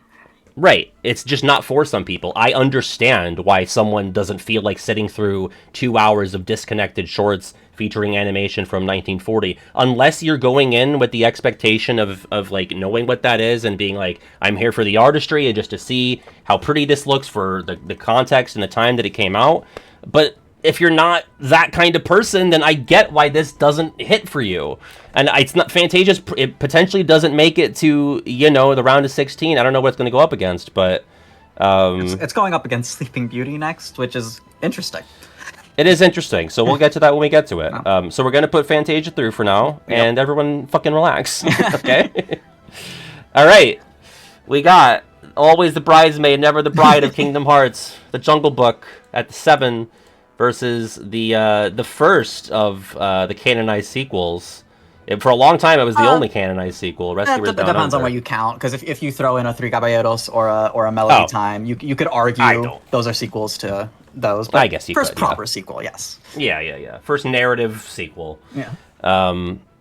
It's Rescuers Down Under for me, easy. Yeah, I don't give a shit about Jungle Book, and I'm tired of pretending that I should. I don't give a shit. I like King Louis and that his song, and that's really it. I don't give a shit about the rest of it. But Louis fine. I think Jungle Book is cute. It is ultimately a bunch of relatively disconnected sequences of just like, let's have fun exploring the jungle. It's like, here's the wolf part, here's the elephant part, here's the bear part, here's the snake part, here's the monkey part, here's the vulture part. It's kind of like, and this is probably a discredit to Jungle Book, but it is reminiscent of Sword in the Stone, where it's like, here's just segments where we're doing this animal-themed thing, you know? And I would definitely rather watch Jungle Book. Ends up much more highly regarded because the music's good. And the characters are fun, which, like, great. And, like, it's a good time all around. Rescuers Down Under is fucking gorgeous. Yeah, it looks really good. I love those first, like, 10, 15 minutes of Cody climbing the cliff and freeing... No, what's her name? I don't know it. Probably Penny. Marahute? Something like probably that. Penny. The giant, beautiful gold eagle that then flies him around Australia. No, not Penny. The bird. Marahute. Thank you, Ruthie. There you go. I was close. I forgot what I said. Yeah, you're pretty close. I have a cool. Yeah, it's very cool, very beautiful. It's kind of like that Odd Duck Renaissance movie, because like people don't even really consider it a Renaissance movie, but I would still rather watch it than like two proper Renaissance movies. Maybe just one. I don't know. Pocahontas. I mean, it's certainly and then, like, above Pocahontas for me. Yeah, for sure for me. And then I guess no, maybe it's only that. I mean, maybe it depends on how I feel about it. But let's not talk about that yet. Okay, we'll get to it. Maybe. I have a fond memory of the first time I watched Rescuers Down Under. It was, again, during that 2020 Disney binge. I was, like, working for Social Security, but not, like, properly on the phones yet. So we had, like, these night classes where we had to, like, basically, like, do a Zoom meeting, and then we would, like, disband, like, still be in, like, the chat and not have to be on video, and we were supposed to be, like, you know, supposedly reading documents and learning how to do our jobs. But I was just watching Rescuers Down Under, drunk, eating a Domino's cheesy bread. So that might be why some people didn't, like, get their retirement money properly a couple months later, but I regret nothing. Yeah, for a worthy cause. Yeah. So, sorry, taxpayers. Rescuers Down Under for me. Yeah. I mean, I will say the movie does lose a lot of steam after those peak opening minutes. I think that's the highlight. I still like a lot of elements from it. I like Percival C. McLeach and his pet Joanna. Yeah, dying in the waterfall, Disney death classic. Yeah. Is it the whole plot? Because that one gets used a couple times. Yeah, for sure. Isn't the main plot that, like, Bernard is kind of getting cucked by this Aussie mouse? Or whatever he is. Oh, what's his name? Is it Joey? I feel like they would do that. Rescuers Down Under Mouse. Jake. My bad. Jake. Close enough. Yeah. Should have done Joey. Yeah, he's getting cucked. Bernard's trying to propose to Bianca, and Jake is just rizzing her up so good. Yeah. It's just, I mean, like, I don't know. It's just cooler. Exploring Australia. The animation's fucking beautiful the whole way through. Like, I like Bernard and Bianca. Are they like these A-lister incredible Disney characters that I love watching every minute of? No, but like they're fun enough. Like, they hold their movies fine. And it's, like, slightly above replacement level for me. I'd put it... it's on the back of those opening minutes. But it's pretty significantly above replacement level for me. Like, I have this above Big Hero 6. See, for me, like, replacement level Disney is Jungle Book. It's like, okay, this is... Yep, that's a Disney movie, especially from that decade, you know? Bit of a upset there, 10 over 7. I don't think I was wrong, right, to have the seating the way it was, right? Because I feel like Jungle Book is so, like, popular. Oh, yeah. If anything, I'm surprised by how high Rescuers Down Under is. Because I do feel like that one flies under the radar for a lot of people. It's probably too high. But I like it, so it's good. Baffoon, I have to play a quick kazoo. Do it. You good with that? 1 to 49 soup. I know Chara asked for a free one as well, but I didn't have a good runway until now. So we can do both, or we can do one later. Let's play 3 for back. soup. Fuck it. We could. Okay, Chara, pick a number as well. Chara, please pick something older. I don't know any of this new shit. This one sucks. Well, this song is from 11 years ago, but this is a hate pick for me. Okay.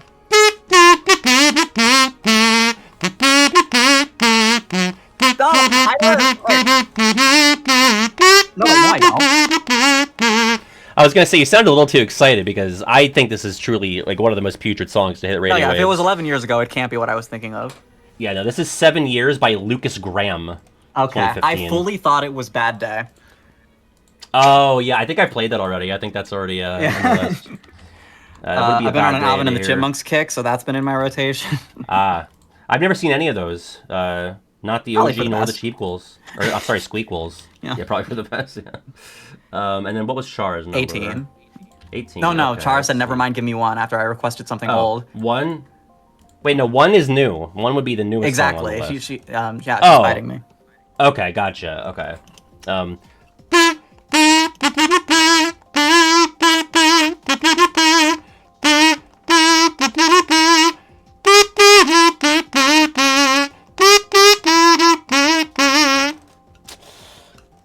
Anything? That one is pretty new to me.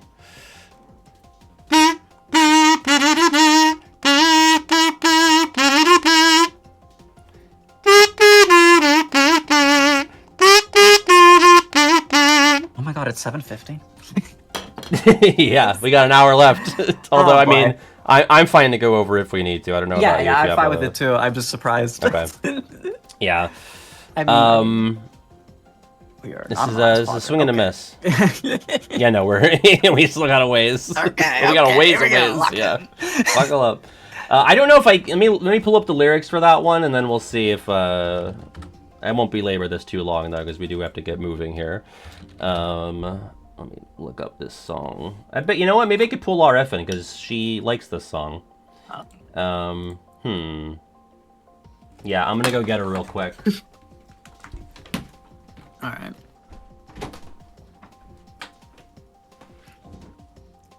So chat, what's up? Sorry that I have opinions on things. Just happens. Folks, we're screwed. She's napping on the couch, so we are screwed. Let's try this again.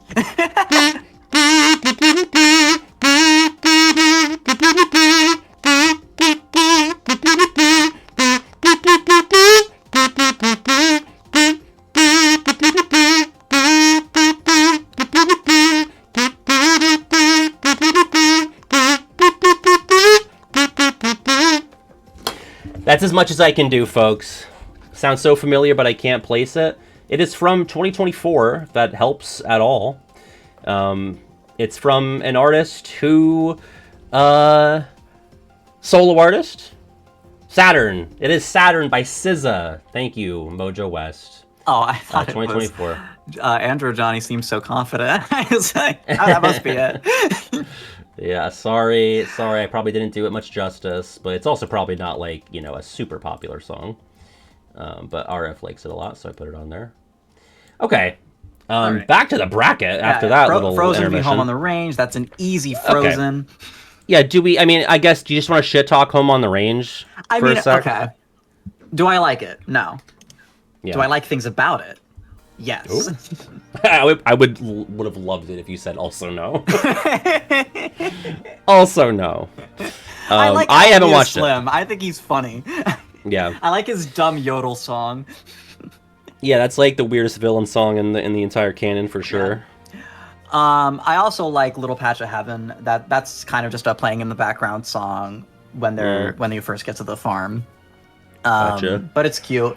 I mean, I know you loathe anything country western music related. I hate it. I hate it. You know what I said? Like, as soon as we figured out we can make stories about space and aliens, I don't know why the fuck we would go to, I don't know, Oklahoma and do a flick there. Doesn't make sense to me. Pat's just fucking Stinky Pete in the box right now. Yeah. I'm super Stinky Pete. All right, we'll talk about Frozen more later. We could use a quick round here. Yeah. There you go. Little Mermaid, and then thank you. Okay, well, you know where this goes. I love Little Mermaid. It's amazing. Yeah, it's Saludos pretty amigos. Cool. It's cute. I like it more than Three Caballeros. I just think the shorts in it are better, and it's mercifully short. That's true. It's like, what, 40 minutes or something? In fact, I love the Jose scene in it where they paint the whole like Brazilian scenery, and he just talks about samba for a while, and they dance and they vibe. I love them. See, I remember thinking, for your sake, I'll say TCC was better than this, because I just love that portion where Panchito's doing like the long note and they're like trying to shut him up. You know what I'm talking about? That's the thing with the Three Caballeros. It's 100% carried by one song. Is that one song better than everything in Saludos? Probably. Probably not. Oh, okay. I thought you were going to say probably not. But, you know, there's a rest of movie to Three Caballeros that you have to sit through, and I don't think it's very good. Yeah, fair enough. Saludos Amigos isn't good either. But, you know, like, I can smile at the goofy gaucho segment and the Lake Titicaca with Donald, and I want to say the plane's name is Pedro, or... Yeah, that sounds right, Pedro. Yeah. It's been a long time since I've seen this movie. Yeah, Pedro. Okay. So, like, I definitely first Saludos, but yeah. Yeah, I wanted to point out that this is Walt Disney's gayest musical Technicolor feature. Doesn't get any gayer than this. Oh, yeah, in the opening song, no, we'll have a gay old time as the Flintstones theme. Yeah, I was going to say, I was thinking of that too, but that's not this. But the opening song does say gay. Let's all get gay together or something. Yeah. Let's all be so gay. On handshake or two. A gay song in your heart. I'm not gonna make it. Gay song in your heart. Thank you very much. There you go. So yeah, let's advance Little Mermaid and get to that later. Cool. Pocahontas versus 2011 Winnie the Pooh. Pretty easily Winnie the Pooh. Yeah. Pocahontas fucking blows. Yeah, it blows. I've said this. It blows like the colors of the wind. I said this before, that I did that 2020 Disney binge, and I stopped in my tracks because Pocahontas was so boring, and I sat through the package films, right? I sat through some pretty schlock from the 80s and the 70s, and Pocahontas was the nail in my coffin. I got maybe half an hour in, I was like, I just could not be fucked to care about this. Knowing that it was just going to be like both sides in colonialism also did not help. That is. So, I'm surprised Disney's not more embarrassed by this movie. Like, I get they folded Pocahontas into the Disney Princess brand, and cutting her would look real bad. So that's true. They kind of have to acknowledge that this movie exists. Yeah. If she wasn't made a princess, she'd be it should be her and Aladar hiding behind the Roy Disney Animation building in that screenshot that we pulled. Yeah. It's bad. I mean, yeah, it's boring as sin. So boring. The both sides in colonialism is pretty bad. Like, wow, how fucking tone deaf. And they really do worst of both worlds here, because they also do like, it was just one evil white man that was the problem. Yeah. It was like, if only this one guy wasn't here, then everything would have been peachy. Yeah. But you know, Governor Ratcliffe. Yeah. So. This is actually another one where I prefer the sequel, because I think Pocahontas 2 just like treats this subject matter with slightly more respect and dignity. Yeah. I was gonna say, I don't remember being especially wowed by it when I did the sequel watch, but it certainly was less boring. So yeah, it's just a boring fucking movie. Yeah. Poca Smith Rolf. So what did I say? Poca Smith Rolf. Yeah, that was the throuple that I was proposing. Yeah. In my and like people are saying, the one saving grace is the music. I just whatever. Instinctively I want to agree, because yes, Colors of the Wind is good. I like Just Around the River Bend. I even like Mine. I think that's a silly fucking villain song. It's fun. Yeah. But even I'm looking at my Disney musicals ranked. It's like 22nd. It's not very high up. It's not enough to save it, not by a mile. Yeah. Pooh 2011. I think it's quite charming. I watched it with RF, I think. It was just pleasant. Really nice. Just fun. Cute. I like these characters, yeah. I'm not going to say it's, making it the Sweet 16, but... Yeah, it's just weird, because, there are only 2 official Pooh movies, but there's a whole bunch that I remember from my childhood that I kind of prop up in my head, particularly, the Tigger movie, to an extent, The Search for Christopher Robin. Love that. Love it. I watched that VHS so much it fucking broke. Like, it was just, it had wear and tear. That was like my third parent, that fucking VHS. Yeah. Loved it. So like I don't know, like among Pooh movies, I mean, like the animation's obviously better, and it's got more of a narrative, I suppose. Like it's still it's vignette still, like it's still very not as much as like the OG one, but it's still like, okay, we're doing like kind of flavor of the week or flavor of the minute sort of stories here. It's mostly like first half is looking for Eeyore's tail and second half is hunting the Baffoon.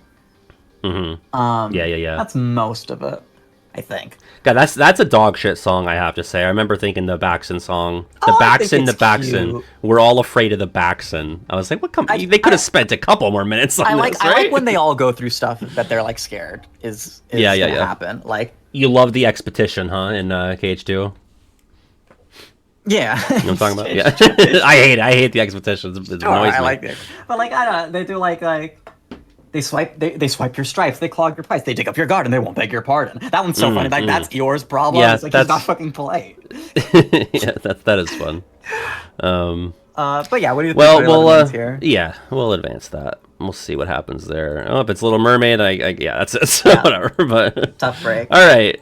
Animal movies. Dumbo at the 5. I put Zootopia 2 at the 12 because I didn't know, where it should go. But I mean, people do like it, and I like it too. Yeah. I did rewatch it a night or two ago as a refresh. And I liked it better the second go around. I think generally speaking, it's just very easy to take the setup of Zootopia and make sequels about it, because that sort of buddy cop dynamic, it's just going to naturally lend itself to more stories. Right. And, they stay true to kind of the ideas behind the first movie, where, like, we're going to adapt, like, a serious social issue into this animal world. And because, this is all, like, gentrification, I feel, is the word. Right. Right, yeah. The gentrification of this reptile society, and, like, the rewriting history of that. And, like, it's cool. It's well done. Is it anywhere near? Is it sniffing Zootopia 1's farts? No. Yeah. I mean, I think Zootopia 1, I feel like it had more prestige when it came out, and then people started thinking about it and talking about it, and then it, like, lowered a bit. That's just from my observed experience, so yeah, we'll get there. But what about Dumbo? I actually love Dumbo. Dumbo is one of, if not, it's not my favorite, Pinocchio exists, but it is my second favorite of the Golden Age Disney movies. I just think it's so adorable, and Baby Mine is so heart-wrenching, and I find the stupid little mouse Timothy so charming. Timothy, yeah. I wish Timothy. I want to see Timothy in like a grudge match against Jacques. I want to see Timothy like take Jacques' teeth out. That's my Disney mouse right there. I mean, Mickey's there as well, I guess. But hey, we also little talk mice. About Basil. Of course, man, yeah. And fucking Bernard. We could do like a fucking Disney mouse bracket, for fuck's sake. Isn't it kind of weird that they even deigned to do more mouse protagonists? Yeah, it is kind of bold. Right? Like, okay, we're going to make a mouse protagonist 4 times after we already have Mickey as like our brand mascot. Okay. But yes, fuck it. Maybe we have to acknowledge Dumbo has 2 strokes of mega racism. Crows. Yeah. It was what else besides the crows? What's racist besides the crows? I don't remember. There's a song when they're setting up the circus that is very much bad. Gotcha. Yeah, the roustabouts. But the rest of the movie, and like, look, every time it comes up, I have to be like, people are gonna kill me for this. But I have to, every time when I see an elephant fly, fucking slaps. It's a great song. I love it. I mean, I think I agree with you in that this is probably, it's certainly not my favorite of the Golden Age, because for me that's also Pinocchio, but this is I mean, I would rather watch this than Bambi. I probably would rather watch this than Fantasia, just because it's mercifully short compared to the commitment that Fantasia is. For sure. Snow White, there might be an argument there, but yeah. No. There's only like 5 movies in the Golden Age, right? Yeah, it's just... Did I just name all of them? Bambi. Yeah. Yeah, okay. So these 2 are super close for me on my ranking. Like, okay. I think they're 3 movies apart. But I do have... It's actually like 1 movie apart. Wow. I do have Dumbo Dambo? Dambo. I do have Dumbo above it. I could theoretically be swayed, but have you even seen Zootopia 2? No. So I'm just gonna defer to you on this. I trust your judgment on this. Okay, I'm good. No pull. See Dumbo move forward than Zootopia 2. And again, Dumbo has a bit more prestige, so that's why it's so. I mean, I don't know if 5 is too high or too low, but that's a big one. That feels right. Yeah. I mean, again, if you're in the golden era or the Renaissance, you got probably a bigger boost than you potentially deserved because you're just of that era.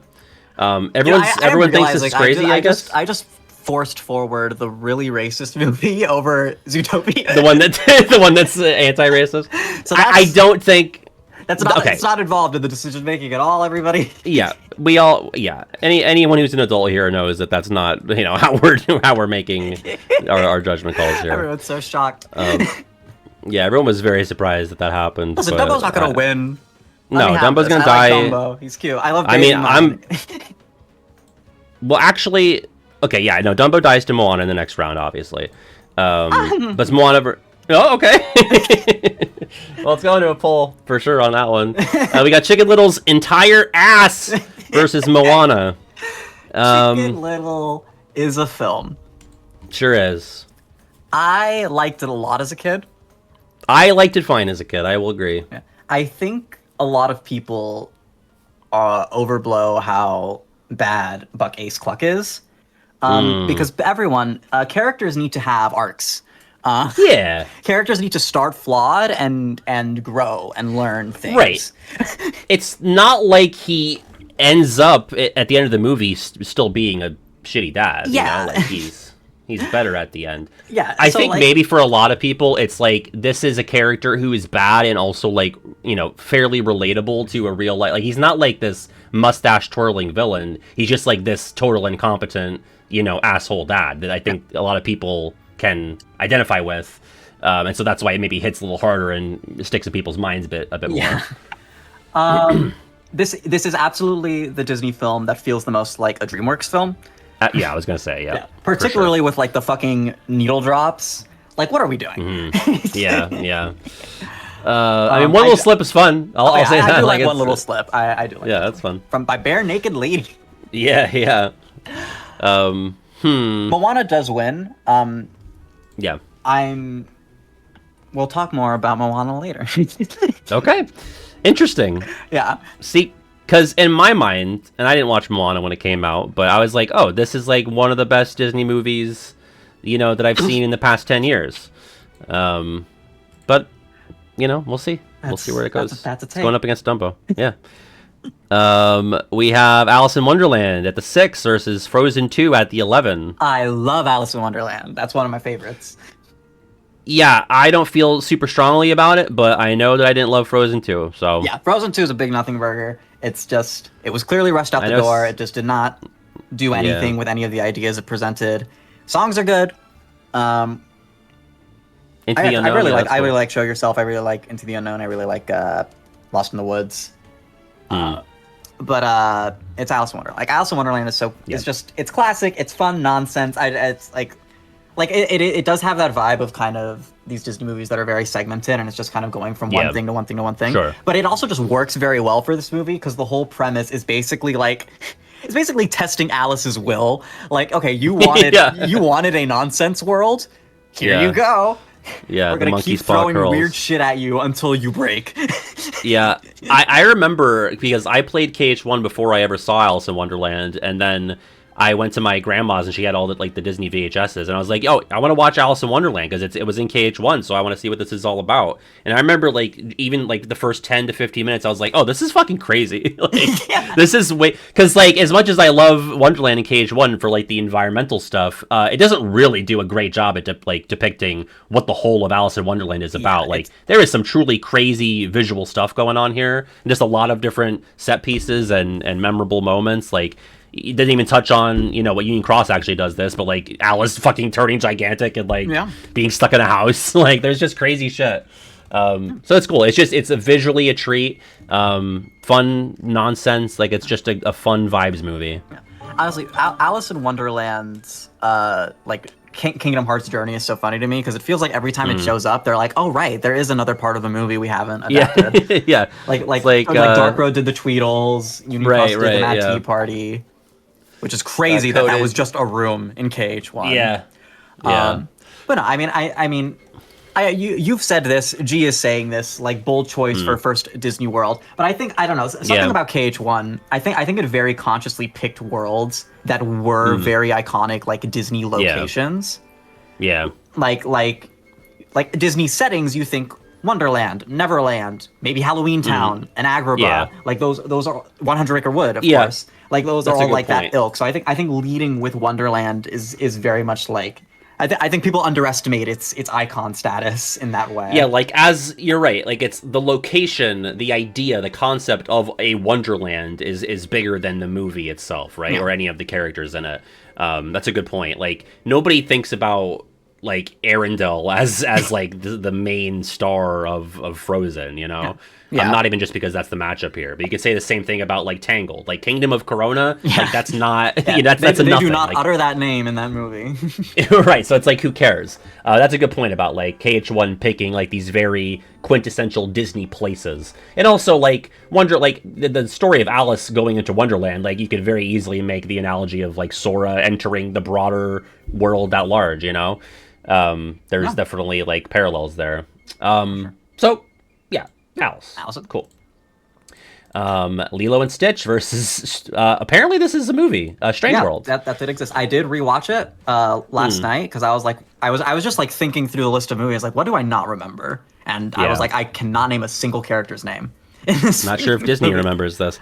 But I mean, now I do. It's Searcher Clade and Jaeger Clade and Ethan Clade. Those are the Clades. Wow. See, I knew nothing. Like at least with Wish. Right, I knew that there was discourse about it. I recognize the girl. Like, if I see her, I'm like, oh, that's the girl from Wish. If you showed me any of these characters outside of this poster where it says Disney on it, I'd be like, this might be like a sequel to The Croods, perhaps. Like, I don't know. This could be anything. Yeah. So I will say, this movie got really brutally undermarketed because Ethan is a gay character, and it's explicitly talked about why? in the movie. Oh yeah. Wow. I had no idea. That is 100%. No clue. I mean, they probably public facing have other reasons, but that is why. Sure. that is why that happened, and that's very unfortunate because I think like, but well, so like if they were gonna is the thing with Strange World because banned in a few countries, So if they were gonna kneecap it like that in terms of the advertisement, why did they make it like that? You know, like why did they eat like if you're gonna be like that about it, why did you greenlight it in the first place? I guess I don't like that doesn't make sense man. To They me. do this shit all the goddamn like the same thing happens so to Lightyear. Right. Even like Treasure Planet's a different circumstance because that was a Musker and Clements like passion project. But they also kind of buried that in the market, and it's just like why are you inviting less money? Yeah, why does it look like the Indiana Jones font? What's up with that? I mean, it's got this kind of, how do they describe it, pulp comic aesthetic going for it. Here's the thing with the movie, okay? Like, because as a film, because I've seen it, unlike half the world. Right. I'm like fucking 19/20ths of the world. Yeah. Like, it's fine. It's perfectly serviceable. It's just very, very unmemorable. Like, so much of the premise of the movie is about this world and how strange it is. But I won't spoil it.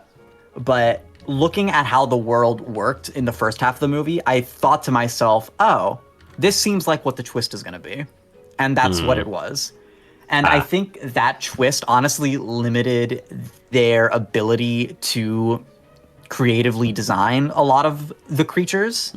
Because a lot of them have the same like gooey gummy texture, and none of them have faces. So it's just really like they're just all a blob of the same kind of design. Yeah.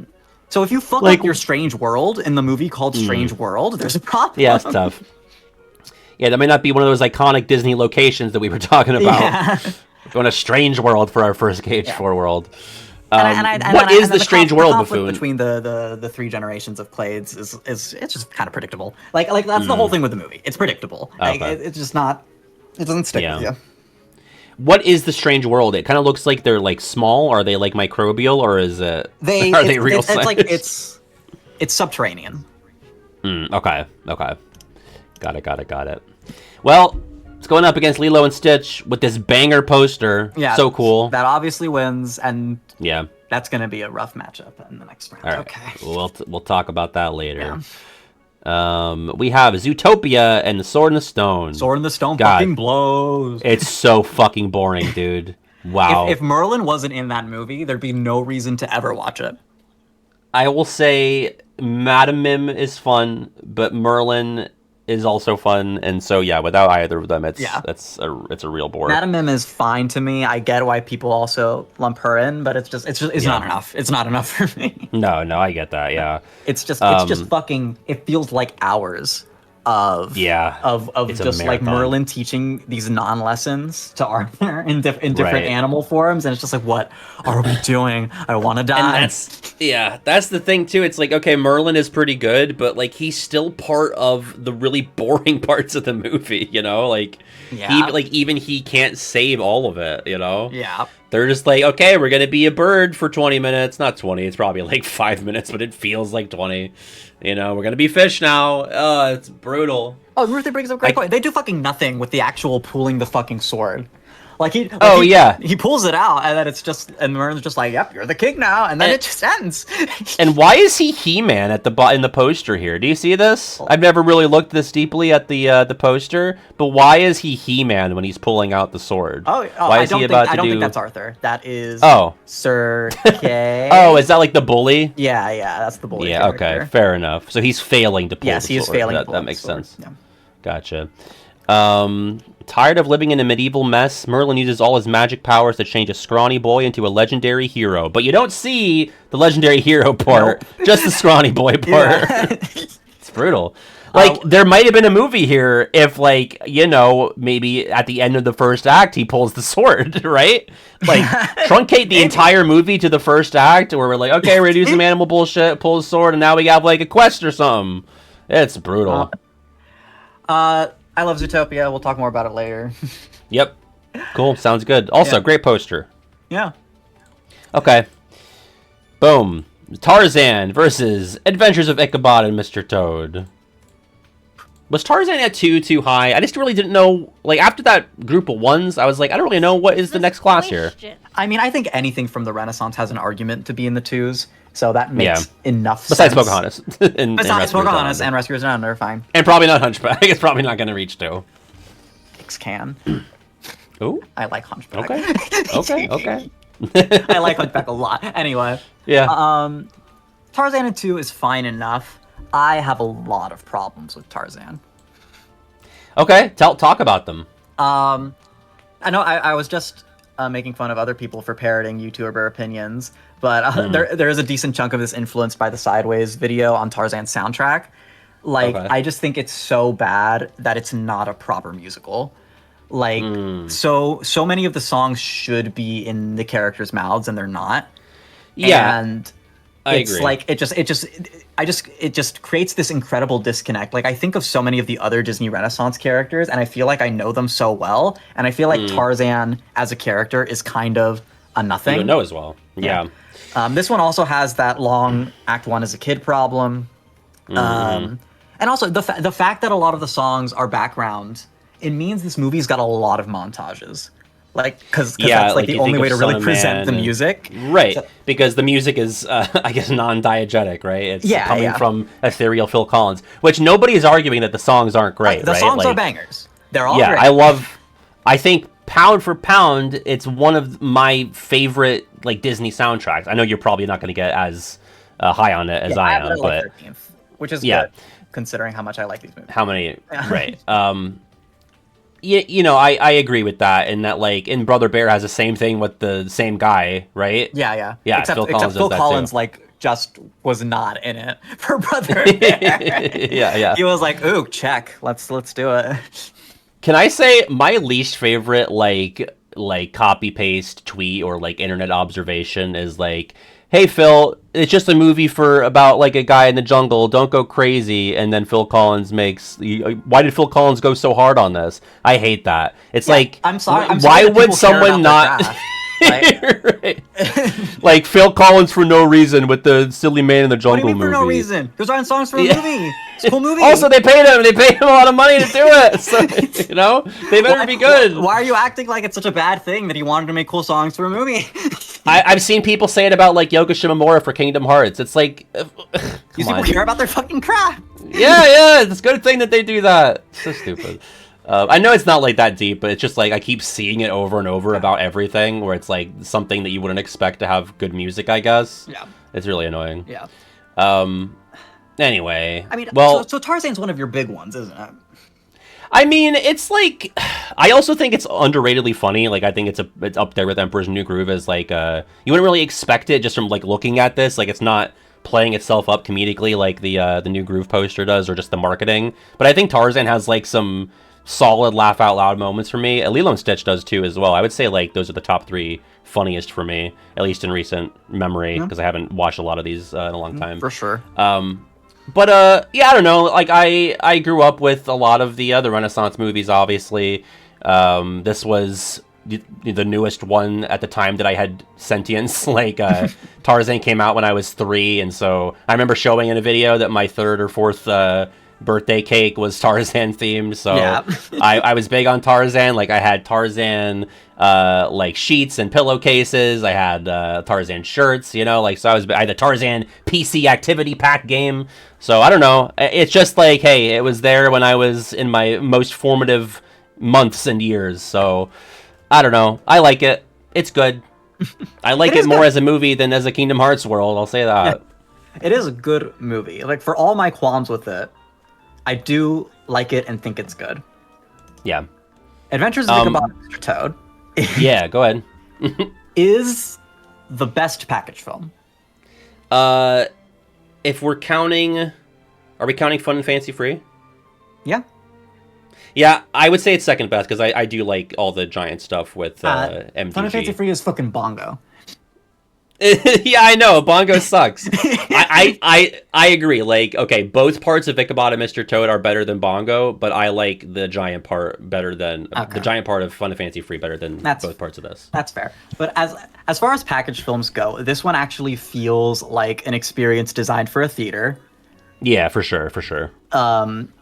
It's the most theatrical of them all. Like, yeah. I think Fun and Fancy Free is not that. Yeah, I think Wind in the Willows and Legend of Sleepy Hollow are both like A-tier material to adapt for like a Disney thing. The only weirdness with it is that it's 2 shorter movies stitched together, and even then they both sort of have like I love the kind of library framing device that connects the two. It feels weirdly appropriate that they're together, and I find a lot of the Wind in the Willows segment really charming. I think Mr. Toad is super fun, and the way he just like goes fucking nuts over the motor car, and then fucking Winky takes over Toad Hall, and it's like a whole thing. Like, it's just a fun thing. And then Legend of Sleepy Hollow is fucking terrifying. Yeah, like, for sure. Like Ichabod trotting through that forest as just like, oh, I don't know. It's very cool to me. Yeah, I don't know. It's probably the World Watch where I talked about this. Or maybe actually the fucking Patron video where I talked about the older Disney movies that's like ancient, like pre-YouTube. But Ichabod and Mr. Toad scarred me. Like, Headless Horseman was so like just nightmare fuel for like a very young, like single-digit age Patty. I got this, and I never watched Bambi as a child. I had Ichabod and Mr. Toad on VHS for some reason. Go fucking figure. Nobody in my family owned a VHS of Bambi or Dumbo. This was the one that I got, and yeah, it's fucked up. So, but do you have this above Tarzan? you had like more points of praise for this. Tarzan by 1 spot. It's literally It's literally like Ichabod is 32, Tarzan's 33. Wow, 33. Like Tarzan 33. That's brutal. Yeah, that you hate it. I'm not nice to it. I do no. Yeah. It's that I like a lot of these fucking movies. No, I know. So things just have to get organized in a certain way. I guess it's a poll. I can't really imagine that. I mean, Tarzan's gonna win, the poll. So it's probably not worth doing the poll. Yeah, I think we'd just be wasting time. But I'm not like hard committed to sticking to my ranking. Like, like these are so close that, you know. Yeah. If I wanted to be swayed, I could be swayed. I don't really want to, but yeah, for sure. And again, just like when you were talking about Meet the Robinsons and Cinderella, I don't disagree with anything that you said. You know, I already have my favorite here. So I mean, I definitely think the musical thing is just like that. That's something I just put more stock into than the average bear. I gotcha. Yeah, because I just appreciate kind of that the musical stylings and the musical format so much. To see Tarzan kind of shit all over it is like really upsetting. Right. like you said, with the Renaissance, it sticks out for just doing this random sort of thing. Okay, two oldies here. Yep. Snow White, the 1 seed versus thank you at the 16. Obviously, it's Snow White. Like this is yeah, and. If it were up to me, do I seed? Well, I guess it was up to me because I did seed them. Yeah. But, you know, if it was up to my personal taste and that was the only thing I was judging, I do not have Snow White as a 1 seed. You know, I do not want to watch Snow White over, you know, probably half of the movies here. It'd be like, I'd have to obviously acknowledge its legacy, but I'd probably land more in like a 2 or 3 seed area for me. Yeah, that's fair. I just thought, hey, it's the first. no one's offended by saying the first one is a 1 seed. So yeah.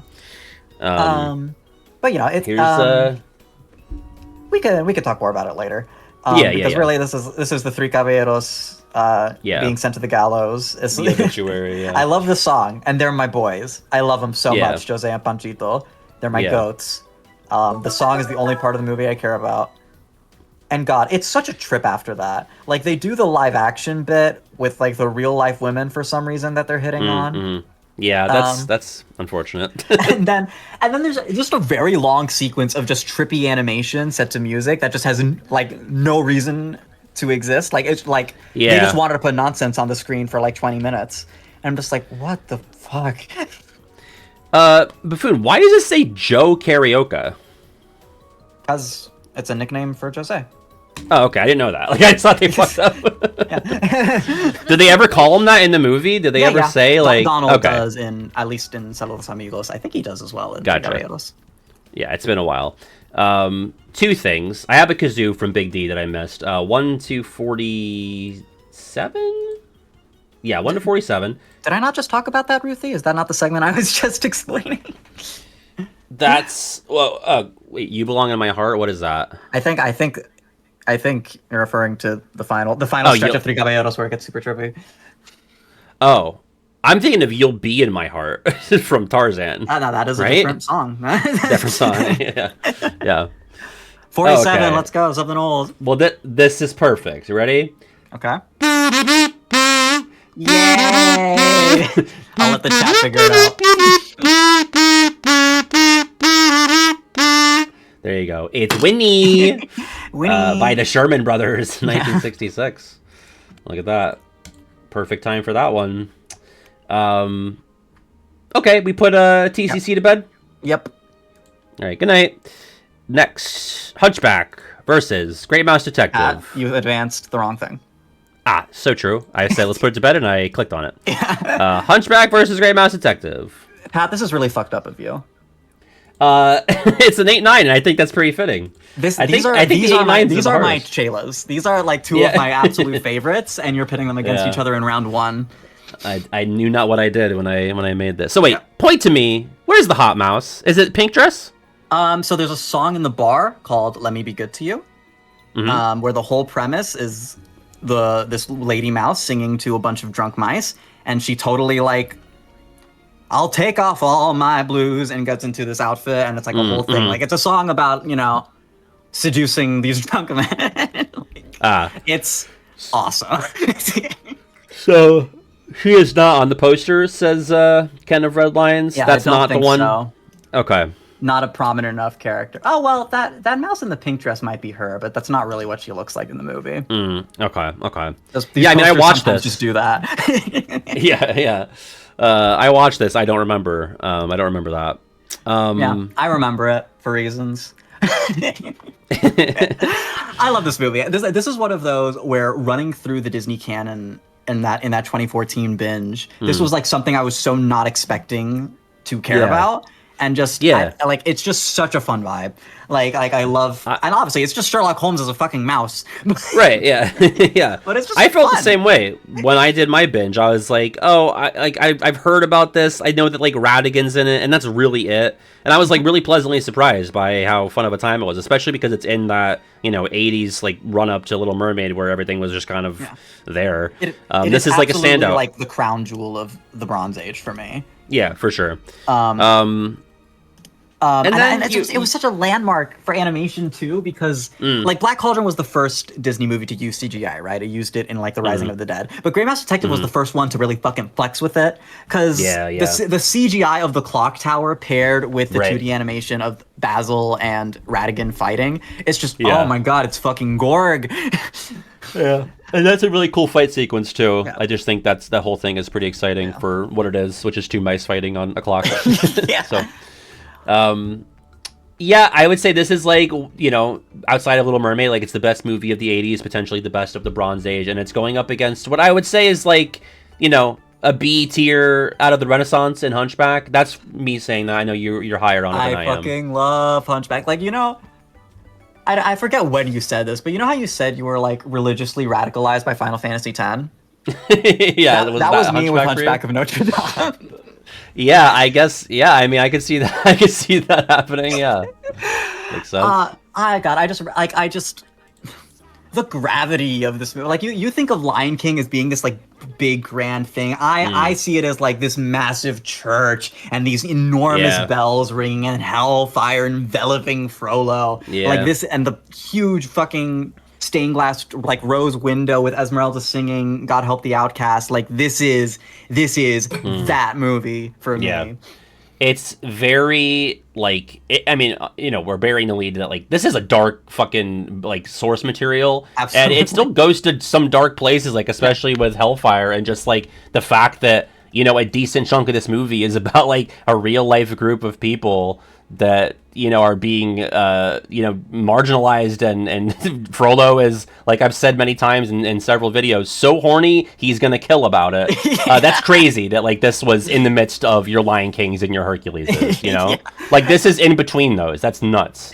I've seen there's a snippet of an interview where one of the creators behind the movie was like, we know what's going to happen. They're in the marketing. They're going to play up the Feast of Fools, and then people are going to come in and realize what this movie is. Yeah, and talking funny gargoyles and Seinfeld, George Costanza, Which, for the record, I don't hate the gargoyles.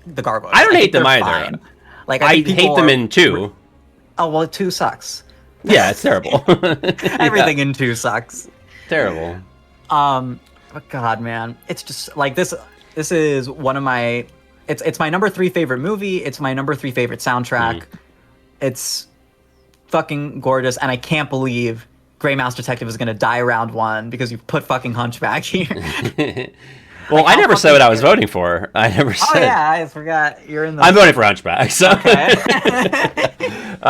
No, I like your point about how this movie feels very big as well. Like it's definitely more. When I say it's more like interpersonal, I guess I would have to, because I feel like Lion King goes big on Simba, but Hunchback goes big on both Quasimodo and Frollo. Like you get more of Frollo than you do of Scar, at least in terms of like knowing what their deal is. For sure. And you get more of Esmeralda than Nala. Yeah, that too. So I think there's definitely like more like emotions are running higher in this movie, and I think that makes for a good drama, obviously. Yeah. And it does also feel like very big and grand. Like even though we are in a city, and we're out in a city, I do think like there is this grandiosity to it. Just the religious undertones or overtones really help drive that forward. The religious the tones of the bells. Yeah, I could definitely see that. Like, it's not as, like, action-packed or adventurous as, like, an Aladdin or a Tarzan, which is what I always tended to value as a kid. I didn't see Hunchback as a kid, even though it came out around that same block. I mean, that's just your parents caring about you. Yeah, probably. Maybe they were trying to keep me in the faith. I don't know what they were trying to do. But, yeah, this is a radicalizer. But, yeah, I would vote for this. I mean... This is great. I unfortunately would vote for this too, but God, I'm sad. Yeah, I didn't mean to do it. Like I said, it's all outside of seeding it. I didn't care about the matchups, but the 8 over the 9 there. Sorry, But Ratigan's great, by the way. I think Frollo has that great moment with Hellfire, but I think in terms of like seeing the villain throughout the movie, I think Ratigan is a more fun time. But that's just me. I'd have to really search my soul for that one. So I know Tangled will beat Treasure Planet. Like I totally get it. Like I know Tangled is like, you know, more well-told story. Well, I don't know. Like I really know if that's true. I love the Jim and John Smith you know, surrogate father bullshit going on. I love the vibes of Treasure Planet. I love the aesthetic. It's not the first fucking thing to do steampunk, and it's not going to be the last. But, I don't know. I just think it's cool, man. That's all. It's an adventure movie for boys, and I like it. Yeah. Fucking straight Patty over here. Yep. Now, I'm glad that this is the Tangled poster that we have, because the other one, it's them in the hair, and I'm like, what are they doing in the hair? Yeah, that is not a weird great poster. Yeah. Treasure Planet. Go ahead. I love John Silver, right? And there's some real, again, I love the marriage of 2D animation and CGI. The way they do his arm is incredible. I love the way that's animated. Morph is cute. I like Morph. I think the movie just loses a lot of steam for me once they actually hit the planet. Like there's just a lot of meandering around and just like hiding out and dealing with the fucking robot. Yeah, the robot sucks. Yeah, it's so true. Like, when I think about Treasure Planet and how much I like it, I'm not thinking about it as a whole. I'm thinking about that opening, the opening montage with the song. The song is whatever. I couldn't even tell you how it goes. But, you know, it's emotional seeing Jim's deadbeat dad leaving behind or whatever. And then I love the sequence of him doing the air skateboarding thing, whatever the fuck, the glider. Yeah. I love the sense of travel and the feeling of, like, embarking on this adventure when they're, like, you know, they got the map and then they get on the boat and they're meeting the crew and there's all this subterfuge with Scroop and the pirate fuckers. Man, Mr. Arrow is what a crazy death. That scarred me as a kid. The song is in the second act. Disney death, yeah. When is the fucking song where Jim's a little baby? Is that, I thought that was how it opens. No, that's the... I mean, you're right. Is there music to it in the opening? But middle of the film is "I'm Still Here." That like lyrical number. I don't remember if there's music in the opening or not. But the montage you're thinking of exists. I'm just not sure if there's a song attached. Yeah, I wasn't talking about the montage. I was talking about like the moment where like I remember Lil Jimmy running out of the door, reaching his hand out, and his dad's leaving. I thought that was set to like a sort of like contemporary pop song. But I don't know where that takes place in the movie. Regardless, I do fucking hate that song, for the record. I hate "I'm Still Here." Yeah, it's so annoying. But yeah, none of the music in Treasure Planet stands out to me whatsoever. But you're right though. Like the planet itself, once they get there, the Ben of it all, like that sucks. I get that. I'm not going to argue with you on that. Yeah. So as for Tangled, I'm not as crazy high on it as a lot of people are. Like this has garnered a terrifying following. Like, I'm scared of Tangled fans. You know why? It's because of the fucking series. I think the series... the series has a lot to do with it, but even people who haven't seen the series, my theory is just, like, this is, like, huge fucking, like, horse girl, arc girl energy. Like Rapunzel ticks so many boxes for people to just become obsessed. Yeah. And look, it's a great movie. True. I have it at, like, I think it's, like, let me see. It's 18th in my Disney ranking. That's pretty fucking high for 60 movies. Like, it's a great movie. I just never like the ravenous love for it is very like, whoa, okay. Yeah, no, it always surprised me to see how strong the following is for it. I watched this post KH3 during that. Actually, I think I watched it independent of the binge because Pocahontas killed it in its tracks. So I watched this independently because this is obviously after Pocahontas. I remember just having this vibe that, like, oftentimes I felt like the movie was going for a humorous moment, and like it just never landed for me. Like I just never found any of the moments that were, you know, the horror. It was not landing. I mean, it's definitely attempting humor a lot more than the average Disney movie, for sure. And I just was less like, than I don't know, but more than like Hunchback. Yeah, for sure. So I don't know. That's like the main takeaway that I had from it in terms of like the writing, I guess. Yeah. But looks great. I do think it's genuinely funny. And I do think Rapunzel and Flynn's love story is great. I think the whole adventure of it is good. I think Mother Gothel's a great villain. The soundtrack's great. Like it's great. It's just not the crazy standout for me. So I'm like, it's great. It should proceed. Treasure Planet exists. I just said that I thought the movie wasn't as funny as it was trying to be, and now people think I hate the movie and that I have no joy. Like, I had a great time with. I really think Tangled is, one of the better movies of the 2010s, in terms of Disney movies, at least. Now, like, I have to vote Treasure Planet, so we have to put it to a poll. Yeah, we'll let the poll run. See how the people are feeling. But you really gave this a rough matchup. Yeah, I did. I mean, again, I didn't. I was unbiased in terms of what went against what. So. If Dot wants to run the poll, if Dot is here still, we can. We're almost out of the round of 64. Jeez. Well, we can talk about Bambi versus Moana 2 while that runs. Or Chara poll. Chara can do the poll. So I gotta be perfectly honest. I don't care about Bambi at all. Me neither. But I thought Moana 2 was actively bad. So what do you do with that? I mean, Moana 2. I saw Moana 2 in theaters. Famously with my soon-to-be father-in-law, which is so funny. Not just us, for the record. It was me, RF, and her parents. And I just always think it's so funny that we managed to get her dad to go see this, because just thinking about some of the sequences in this movie and this, 62-year-old football coach watching this is so funny to think back on for me. I just thought, wow, this is just objectively worse than the first movie. Oh yeah, it's just so much worse. But I mean, I don't know. I guess I went I don't care that much about the first Moana. If that wasn't clear from this little stank I did on it earlier. Right. To me, it's fine. If anything, that's kind of the first thing I think of if someone says replacement level Disney. That's kind of where my mind goes. Okay.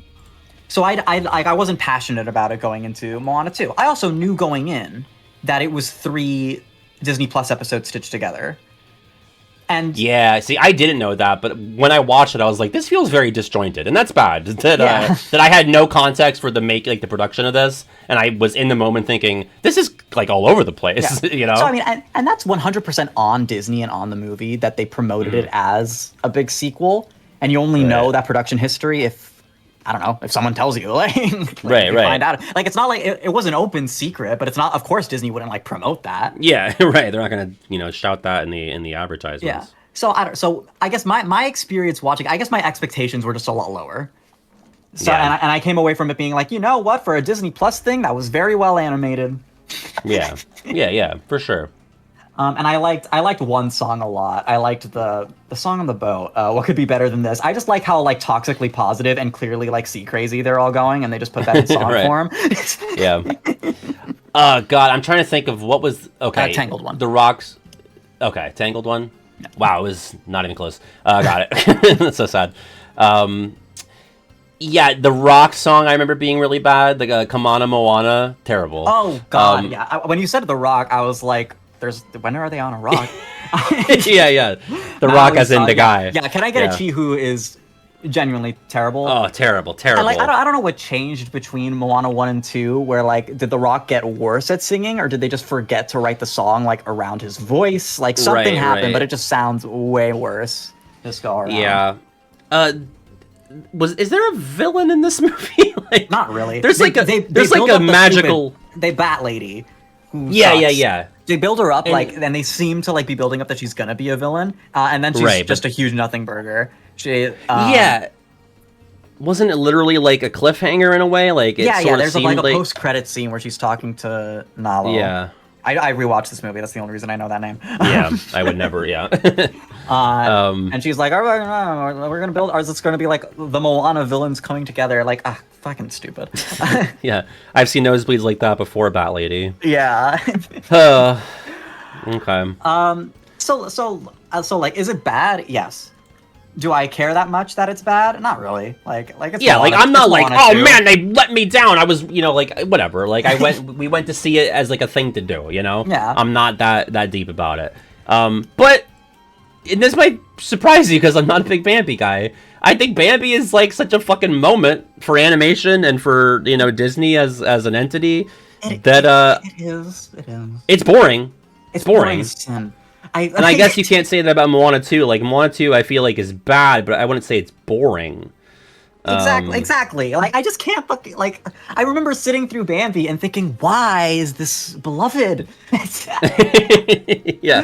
I think it's just because the dead mom moment, and that's traumatizing, and it's a story, you know? It's the dead mom moment, and it's cute, right? It's a cute animal movie. Right, yeah. And the biggest thing is that the biggest argument that like I can be somewhat agreeable to is like its goal is showcasing life, right? Like that is the premise of the film. It's just to follow the life of this deer in this forest and kind of just showcase nature in that way. Yeah. What is Bambi's arc? What is like it's a huge fucking nothing burger. I'll tell you what it is. I'll tell you, Baffoon. Bambi's mom dies. Bambi's dad's like, stop being such a little bitch about your mom dying, okay? You gotta be a king now. And then Bambi's like, okay, time to fight Rano. The end. And you know what? That's it. I kind of like Bambi 2 more. I think Bambi 2 has more of a story. Oh, yeah, it absolutely does. Yeah, it absolutely does have more of a story. I will say that. Like, and I don't know. I guess because I've been nice to other movies that are sort of just like little vignettes back to back. Yeah. But like, because I guess just because I find those particular environments or characters a bit more charming. And I don't know. Like, I like Thumper. I like Flower. Bambi's a nothing. Like yeah, he's just there. Bambi himself, yeah, he's not doing a ton. Chara, he's doing more in KH1. That, I'm sorry, Chara. You just told me not every movie needs characters. I just want you to sit with that. I get the impression that you're leaning Moana 2 on this, but I am actually leaning Bambi. It's not an impassioned defense, and both of you are going to lose next round, but I do prefer... For sure. I would rather watch Moana 2 than Bambi. Okay. You want to do a poll? Because I'm pro Bambi on this one. All right, let's do a poll. I mean, Bambi's going to win, because no one cares about Moana 2, and there are Bambi stands. Somehow, there are Bambi stands. There are big Bambi guys out there. Yeah. I ain't one. But like here I am. I never thought I'd be fighting side by side. The art nerd. I did. I just wanted to be clear that starting a sentence with "not every movie needs characters" is a bad setup. It then went on to say "to be super complex." Okay, it makes movies better when the characters are complex. I'll gladly say that. I think good movies have complex characters. I think where patrons gather is going to be an interesting place during and after my Discord's on Do Not Disturb right now. I can't believe it's 15 minutes to 9 o'clock and we're not out of the first round yet, but let's see. Bambi 20-1. About still. I know, that's the problem. Usually with the round of 64, it's like, okay, well then we talk about all of them and then we get to the lightning rounds, but there's like half of the good movies that we haven't talked about yet. Okay, Bambi crushed. 22-1 at the end. Next up, will not survive any longer. Yeah, probably not. God, Peter Pan looks fucking terrifying in this poster. Wow. Peter Pan going up against Raya in The Last Dragon. Raya's a huge nothing. Yeah, I haven't seen it. Like, I mean, is it the worst thing ever? No. But it's just its messaging is flawed. Its characters are not memorable. Raya and that one villain girl, Namari, I think, they're gay, which is cool. Is that legit Strange World gay? That's what I thought. Yeah. But like, we know. Yeah. Sisu voiced like by Elsa Awkwafina too, right? is like rough. Sisu is like a 2-week patron running gag for a bit there. It was like everyone's drawn Sisu. Yeah, it was like anytime we played Gartic Phone or whatever, it was like, okay, so we gotta draw Sisu. I don't know why. Yeah, I have no idea. This was like 3 years ago. Before my time. What is this yeah, maybe. Why do people hate Raya? I'm not up on the lore. I think it's like... From my understanding as somebody who hasn't seen it, and then Baffoon can speak to this, it's like Sisu is like a dog shit fucking friend, and you're, like Raya is expected to like forgive her and put up with her bullshit. I think that's it. I mean, yeah, it's the whole message of the movie is about trust, right? Like you should trust people. But now I'm like, no, Not everybody. A lot of people are bad and should be trusted. Not yeah, necessarily. It tackles the subject with like no nuance, and it just feels like naive and wrong. So they have positioned Sisu as like this blind trust character, and Raya as like so jaded after what happened to her and her kingdom in the past that like she can't trust anybody, and it's just it's dumb. I don't know. It's not the worst movie ever. The action's cool. I like some of the vibes of it. I think the world they create is genuinely interesting. Like, I wouldn't hate to see this in Kingdom Hearts. I don't think it will, because it was so unpopular and didn't even get a theatrical release because of COVID. Right. A lot of people get hung up on she's literally a princess of heart, but I don't think that really. I mean, like I've said it in the World Watch, like, well, like it is terminology wise it works, but I don't think that's very funny. It'd be funny if she didn't, if they did make a Raya world and she wasn't one of the new 7 hearts, but Sora gets like confused. She's like, well, wait, this doesn't make any sense. It's Alice all over again. I love Peter Pan. We could talk about it later. Okay, yeah, sounds good. He will live in your heart forever. Unfortunately, with that face, that mug. Yeah. Okay. Peter Pan. Going up next, Mulan versus Ralph Breaks the Internet. Oof. Mulan. I mean, yeah, it's Mulan.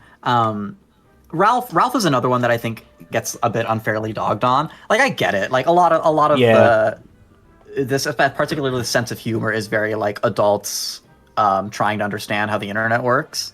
Yeah, and that's lame. And like, people get really hung up on how Ralph is characterized in this movie. He's kind of a big baby. Yeah. And I don't know. I didn't feel that bad about it, and I like at least the idea behind the messaging here about like clinging onto your friends and sort of like navigating like a platonic friendship relationship and making a dramatic movie about that. I don't know. It was kind of novel to me.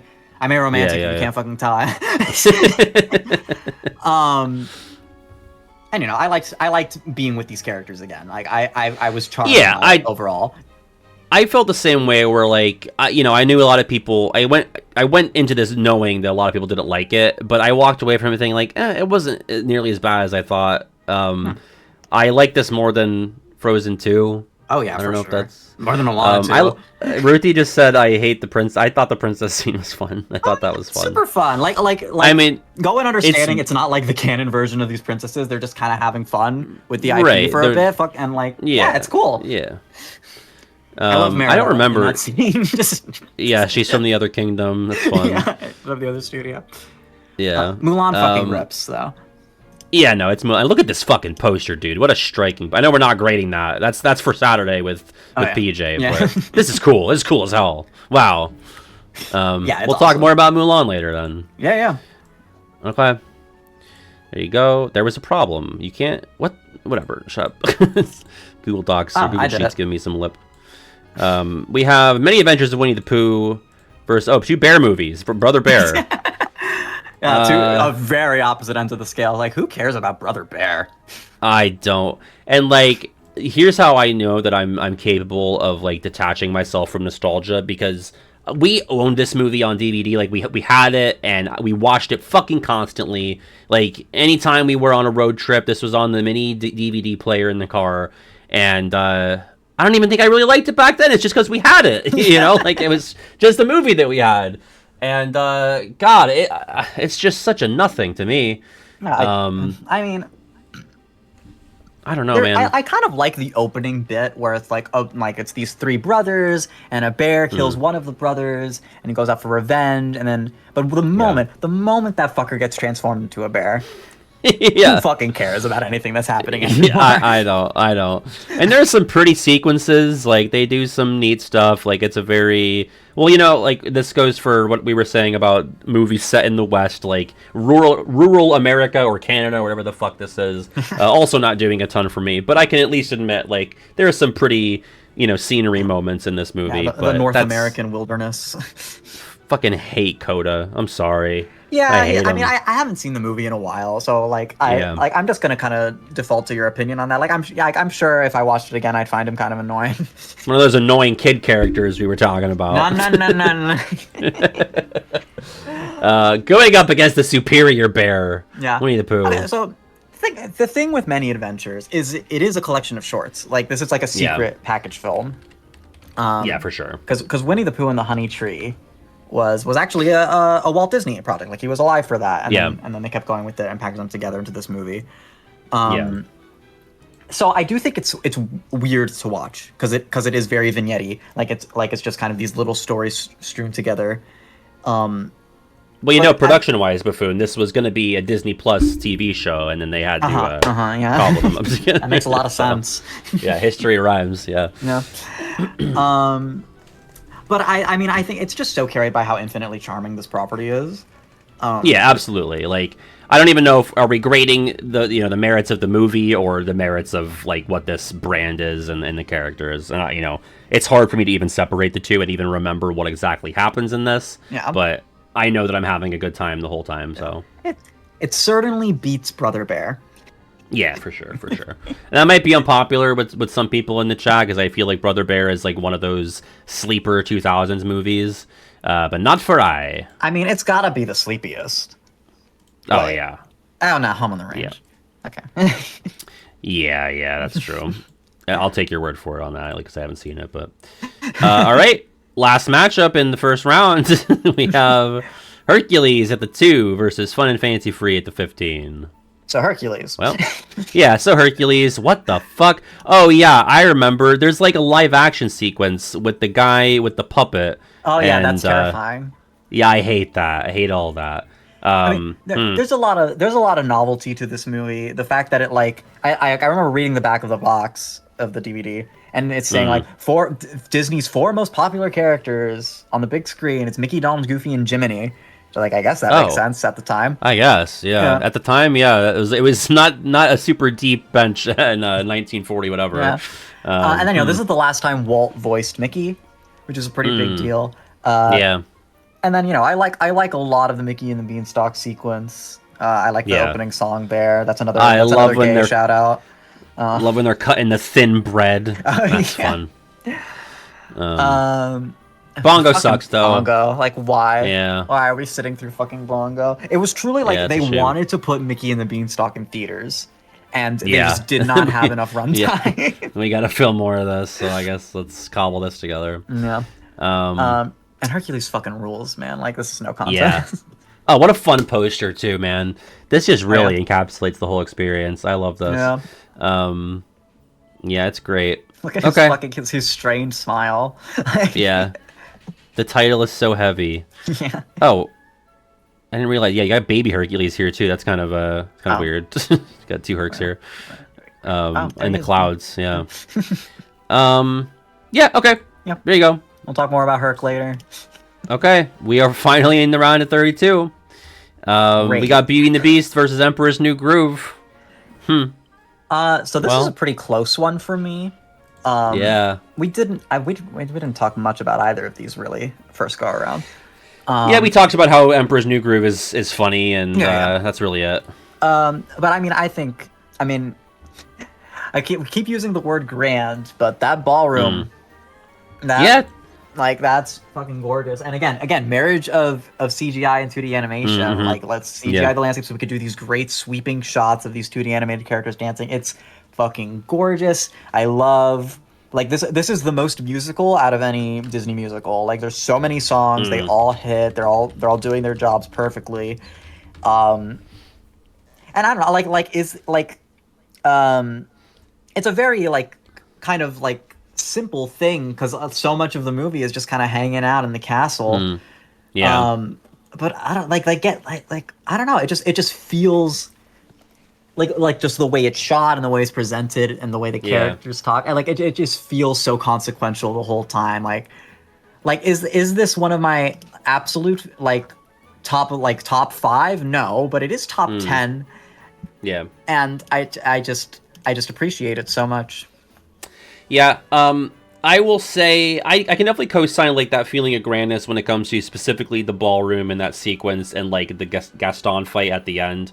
For whatever reason, the rest of the movie never felt too big to me. It always felt more contained and, not as, obviously it's just straight up not as adventurous as a lot of the other Renaissance movies. And I don't think it's trying to be, and I don't think that means that it's objectively worse. It just doesn't appeal to my sensibilities as much.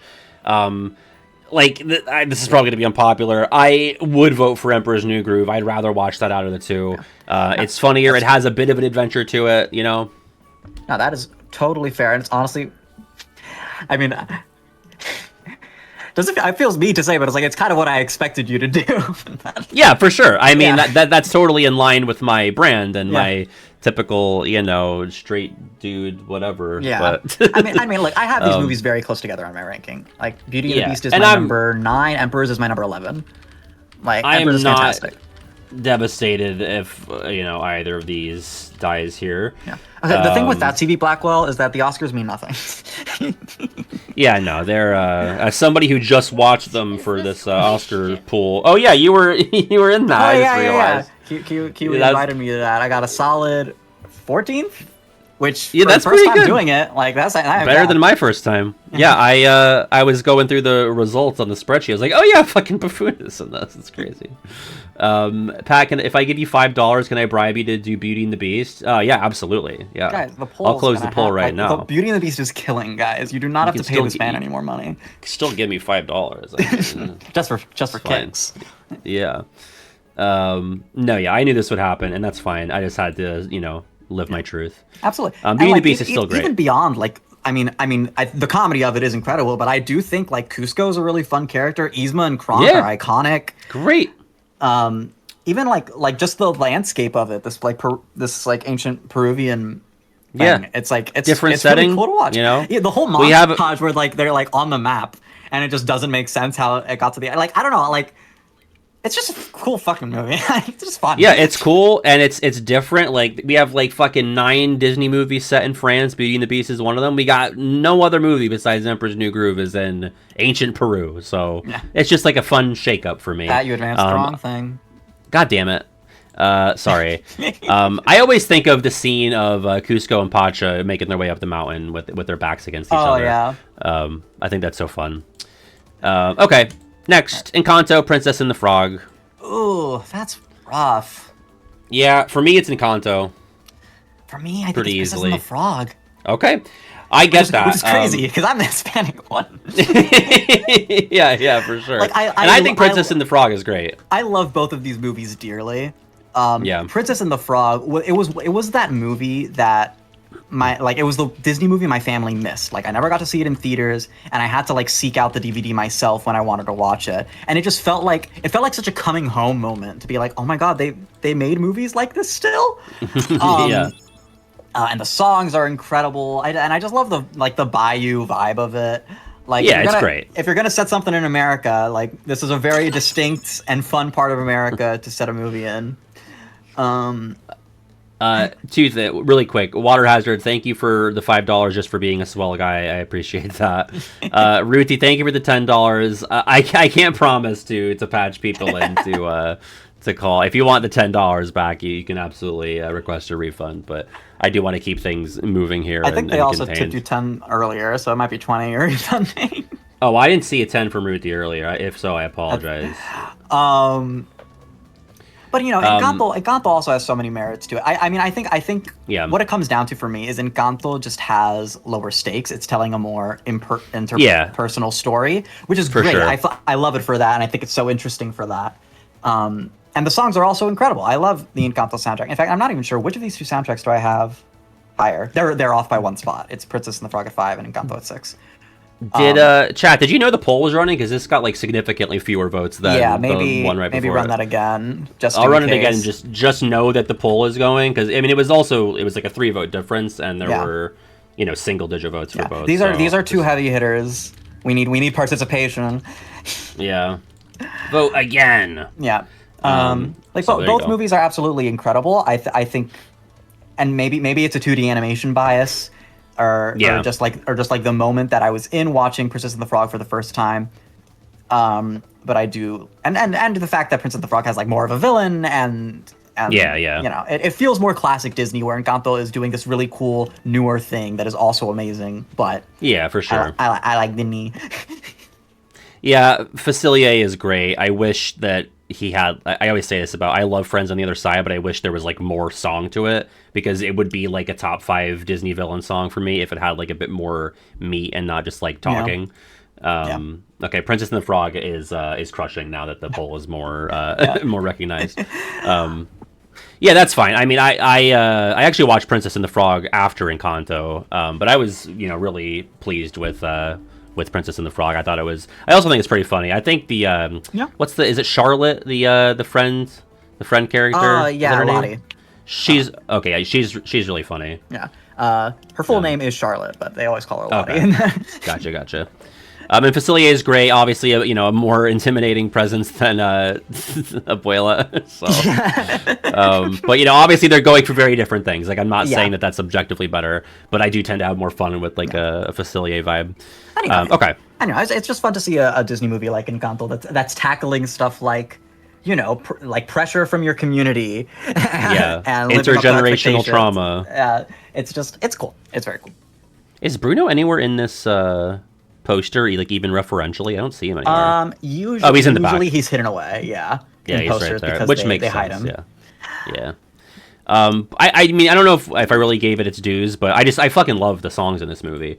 Oh my God, yeah. I think they're great. I mean, I know we don't talk about Bruno was like toddler brain rot for a couple of months, but it was like a great song. Like I'd rather it be that than some AI bullshit. So. I mean, yeah, it was absolutely a deserved heyday for Encanto. I remember feeling really like weird because I saw this in theaters, and it did not get a lot of attention in theaters because just the times. And I remember like thinking I was crazy for like really loving it.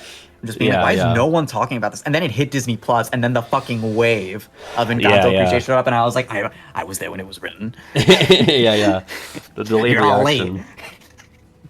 All right, we have Wreck-It Ralph versus Pinocchio. Such different films. That's rough. I love Pinocchio. Like, like out of all the Golden Age movies, it just feels like it has the most solid narrative. Just like kind of it's basically just like this like clay doll of a character like learning to become human and like shopping for an identity. But I find it so interesting. I like how much of an asshole Jiminy is. Like we associate it with this very wholesome like Disney brand image of like the conscience who knows but the difference between right and wrong. Like he's a bit of a prick. Yeah. I like that we both call him a prick. Yeah. For sure. Yeah, and I also think in terms, we've been talking about scale a lot, I just feel like Pinocchio feels like the biggest of those Golden Age movies. It's not particularly close. I mean, I guess Fantasia is a weird one because it has certain big segments. Credit Fantasia more with that like grand feeling, at least with Sorcerer's Apprentice. Right, or even, Ball Mountain. Yeah. But Pinocchio is like, we have these like multiple distinct settings between like the town and the carnival type thing. You have Pleasure Island, Monstro, like it's all very like there's distinct set pieces and it just feels more adventurous. I love the idea of Pleasure Island. Like it's this amusement park that just promotes all manner of debauchery and recklessness. PG debauchery. And it literally changes kids into asses. That's so cool and so dark. I love the scene it's so fucked up. I mean, this like getting transformed and the shadows. Yeah, it's so terrifying. Easily one of the scarier Disney outings. I don't know what to do actually with this one. I do think Wreck-It Ralph is better, but I don't feel good about it. Yeah, that's kind of where I go with it. Where it's like I think I'd rather watch Wreck-It Ralph, but I also feel kind of guilty. So. I guess we're going to advance Ralph. I just think of... I mean, okay. We only talked about Wreck-It Ralph a bit last time, so let me love vomit a little more. I love King Candy as a villain. And, there's been a lot of talk about Disney twist villains, but I think it works so well because, he's a villain the whole time. The twist is just, like, his identity later. Right, and I think that's great. I actually, I wasn't thinking too deeply about the storytelling, bits and bytes of it all in the moment, but... you probably could have been able to sniff out, like, okay, they're showing us this turbo bit. It's going to come into play, Chekhov's racing game. Yeah. But when it happened, the first time I saw it, and somehow it didn't get spoiled for me, because, like I said, I waited 8 years to watch this. I had no idea, and I was like, oh, wow, fuck, cool. Yeah, that's cool. That's fucking crazy. I like it. Yeah.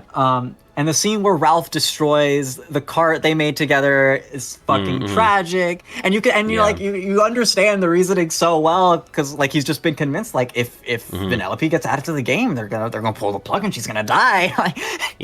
Like it's so fucking heartbreaking. It does do like that part of the movie that I never love, where it's like, okay, the two protagonists aren't on the same page because of like miscommunication, and there's like we're gonna spend 10 minutes on them getting back together. But like of all the movies to do it, I think Wreck-It Ralph does it pretty well. Like, especially the thing he's scared of nearly comes to pass. Like... Right. So it's like it's not even fully justified. Like it makes sense. Like you said, you get where he's coming from with it. Yeah. So. And that's also a heartbreaking scene where he tries to run through the gate and Vanellope just won't go through because she's a glitch. And it's just like, no! Yeah. And I love the stupid fucking Coca-Cola beacon, like calling back to the hero's duty. I love how they make fun of the fucking FPS games. Like, as someone who fucking hates those kinds of games, it's like, why are video games become so violent and scary? Yeah. That's good. Oh, we love Tapper. You like playing Tapper. So we got Tapper. We got Pac-Man in there. Yeah, that's true. I love Pac-Man. Yeah, you got Blinky or Clyde, whichever one the orange one is. I think it's on the poster. Clyde, yeah. A bunch of cameos that are fun. Like I don't like it's. We're biased because we're video game people, but fuck, this movie. Yeah, that's true. But like Wreck-It Ralph's not going to win the bracket, so don't worry. Yeah. But we'll advance it. Pinocchio deserves all its flowers. Like, Pinocchio's amazing. It just had a rough matchup. Yeah, it did. 101 Dalmatians versus Aladdin. Well, Aladdin. This is Nuclear Bomb versus Coughing Baby. Yeah. What are we talking about? Like, I find 101 Dalmatians really charming. I think Cruella as a villain is great. And I don't know, there's just something very cool about the vibes and the art style of this one that just... I don't like, it just feels very unique. I agree. We don't even need to talk about Aladdin yet. We could save it for the next round. we could potentially save Aladdin for like final round. Like I think that's how much juice is here. Yeah. God, it's tough. I mean, not for this matchup, but just thinking of what could end up winning. I'm really not sure at this point. But yeah, okay, Aladdin. No. Cool. Lion King, Big Hero 6. Lion King. Pretty easy Lion King. Do we need to talk about either of them? Nah, we talked about Big Hero 6 a lot last time, and we'll talk about Lion King later. Okay. Easy peasy. Lady and the Tramp, Cinderella. I'd go Lady and the Tramp. Let me think. I just think that story is a little more fun and good. Like I don't know, there's something so appealing about this little romance that turns into like doubt with the He's a Tramp number. I love the He's a Tramp number. It's so that's fun. That's really fun. And can I say this? If only that cat song wasn't racist, because like it's catchy, okay? I put the cat in catchy. I think it's kind of catchy. I just wish it wasn't so mired in icky racism. Yeah. Alexis, the light person, thank you for the follow. All of that aside, I just think like there's just less. I don't want to say filler, but I guess like downtime. Like I feel like. With the mice and stuff when Cinderella, like, it just feels like there's downtime there. And I don't think there's as much downtime in Lady and the Tramp. And if it is a slower moment, I just feel like it's more memorable. Like, the fucking most famous moment from this movie is the spaghetti scene. Oh, we haven't even talked about it. We haven't talked about Bella. And I don't even think that's, like, it's a slower moment, but I don't know. It doesn't bore me, I guess. I don't feel tapped out. I don't feel like my attention is waning. I do probably think that So This Is Love is a better love song than Bella Notte, but Bella Notte is so good. Like it's just it's so charming and iconic. Like, it's a good fucking movie. Like it is. At the end of the day, I care more about Lady and Tramp as characters than I do about Cinderella. Absolutely, I agree with that. I think Cinderella might still end up being like the more visually fun movie to look at. But even then, I don't think it's like miles ahead. I think it's pretty close, and it might depend on how I'm feeling on a given day. I'd have to remember I have to recall certain shots from Lady and the Tramp because it doesn't have a lot of like big, wide establishing shots the way some of Cinderella does. Also, Baby Lady is so cute. Oh yeah. I love Baby Lady. They're like trying not to let your dog sleep in your bed and giving up. I've experienced that firsthand. Very relatable. I have also same thing. Yeah. Yeah, I am gonna go with Lady and the Tramp. Woo! So we'll Sorry, make that a clean. Sorry, Ruthie. We have Sleeping Beauty versus Fantasia. I mean, I'd rather watch Sleeping Beauty, but this is really like I like I don't care that much about either of these. Yeah, God. In my heart, I know that Fantasia is like the more important, more artful film, and yet, Eighth Brain says I would just like to see a guy kill a dragon at the end. Yeah, I would like that. Not that you don't get some cool shit like that in Fantasia, because you do. If you want some raw fucking imagery, you know, you got your Chernabog. But like, again, like Sleeping Beauty, even though it's sleepy, it does have that continuous narrative that I tend to like in a movie. You know, I tend to enjoy when moments connect to each other. So I am gonna go Sleeping Beauty as well. Right. I'm good, Wario. I'm great. We're. Oh my god, we got Wario I would say in chat? Wario Judah 66, which I'm not sure if that's a name change from a different Wario or. But hi, hello. Okay. Sleeping Beauty, sure. 6/3. Rescuers Down Under versus Frozen. Ooh, that is. I mean, Frozen's probably a better movie. Yeah, it probably is. It's just it is really difficult to detach the stank of Frozen mania that I had to endure. Yeah, I'm definitely not as stank on that, probably because I was part of it. Yeah, that's fair. You're also younger than me, so Yeah. you know, like this probably hit for you at a you know more vulnerable time. Yeah, I mean, I mentioned I went on that big Disney binge around 2014. I'm sure that was in no small part to Frozen kind of revitalizing the brand to an insane degree. Yeah. This poster is a terrible job at showing what Frozen is about. Like it makes it seem like Olaf is like the centerpiece of the movie. Bad poster. Not worth talking about, but just wanted to say. I don't know. I don't feel like talking about Frozen right now. I just know that it advances. Like, I love Rescuers Down Under, but it does not have the stuff to beat this. Yeah, I agree. I'm fine with that. Lil Merm versus Winnie the Pooh. It's Lil Merm. Yeah, okay. Let's not even. Let's moving on. Okay. Dumbo, Moana. For me, it's Dumbo. Yeah, for me, it's hard Moana, so I guess it's poll time. I mean, the thing with Moana for me is that like, I just don't care about like the arc. Like, it's this whole like, I guess it's kind of a land or sea thing. It's a bit of it, but it's I don't know, a finding yourself story where the answer is you are you is like, okay, I agree with that. Yeah, no, but I it's not get very that. cinematic. Yeah. I can't say Dumbo in a Twitch poll, so you have to vote between Moana and Elephant Movie. Yeah, Dumbo is too mean. Dumbo and gay, 2 words that are banned from Twitch polls. That's fucking crazy. I don't know, I just find Dumbo so like, I don't know. Again, Moana, very replacement level Disney to me. And I find Dumbo very charming. I like Shiny or You're Welcome more than all of Dumbo, and I mean it. I mean, yeah, probably. Soundtrack-wise, I must have Moana above Dumbo. Yeah. No, Baffoon, I mean, like, I like Shiny just those 2 minutes more than the 40-ish minutes of Dumbo. Oh, like, I see. That's what I'm saying. That's what I'm saying. That's how cavernous the gap is for me here. I mean, but that is all. I I obviously. But it's also, that's another thing where I'm like, what the fuck is Shiny doing in that movie? Like, it's cool that it's there, but it's the most, like... It's most, very like, side tangent. Like, we don't need. It's sort of. I agree. It serves nothing for the story. I just think it's fun. I just think it's fun. I love it. I do love it. And it's catchy, so I like it. All right, Moana wins that one. Alice in Wonderland versus Lilo and Stitch. Easy Lilo and Stitch for me. Oh, I really like Alice in Wonderland. It's not even close for me. Like, but Lilo and Alice in Wonderland is so good. Alice in Wonderland is cool. It's vibes. It's very, colorful and artsy in some aspects. But it doesn't have heart in nearly the same caliber that Lilo and Stitch does. I've said this before, but like Stitch has, Stitch is there for the kids. It's, he's still enjoyable as an adult. I just watched it within the last 2-ish years with RF. Very funny movie. Dog. Yeah, you're good.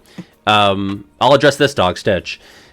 He is there for the kids, all the physical hijinks and comedy and, you know, the gibberish language. It's all good, just being a cool alien. But then also, like, it has such heart, not just between Lilo and Stitch, but especially Lilo and Nani. Like, I think it's just, in terms of movies about family in the Disney canon, which I don't know how many there really are. I think you could say that, like, Big Hero 6 is also a family-centric movie in terms of themes, and Kanto as well, obviously. So I don't know how it stacks up against. I mean, I would say Lilo and Stitch, you know, talks about family and deals with family better than Big Hero 6 does. Maybe not in Kanto. I would have to really think about it. But I don't know. I just think, like, this has the humor. It has the heart. It's also visually pleasant. I love that it's set in Hawaii. Like, that makes for some pretty animation. So it's easy Lilo and Stitch for me, but we can do a poll if you want. No, I think you're convincing me. Well, does this conflict with your ranking? It does, but I'm sitting here, barbecue sauce on my barbecue sauce on my titties.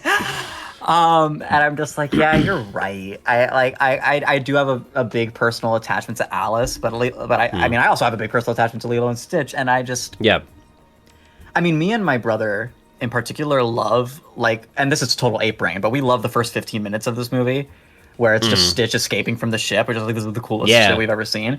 Yeah. And then you get to Hawaii, and Lilo is such a charming and accurate child character. Yeah. And that's a great example of a good child character, by the way. There's another one for the patrons. Like it's just a concept that you never would think would come together properly, and it does so well.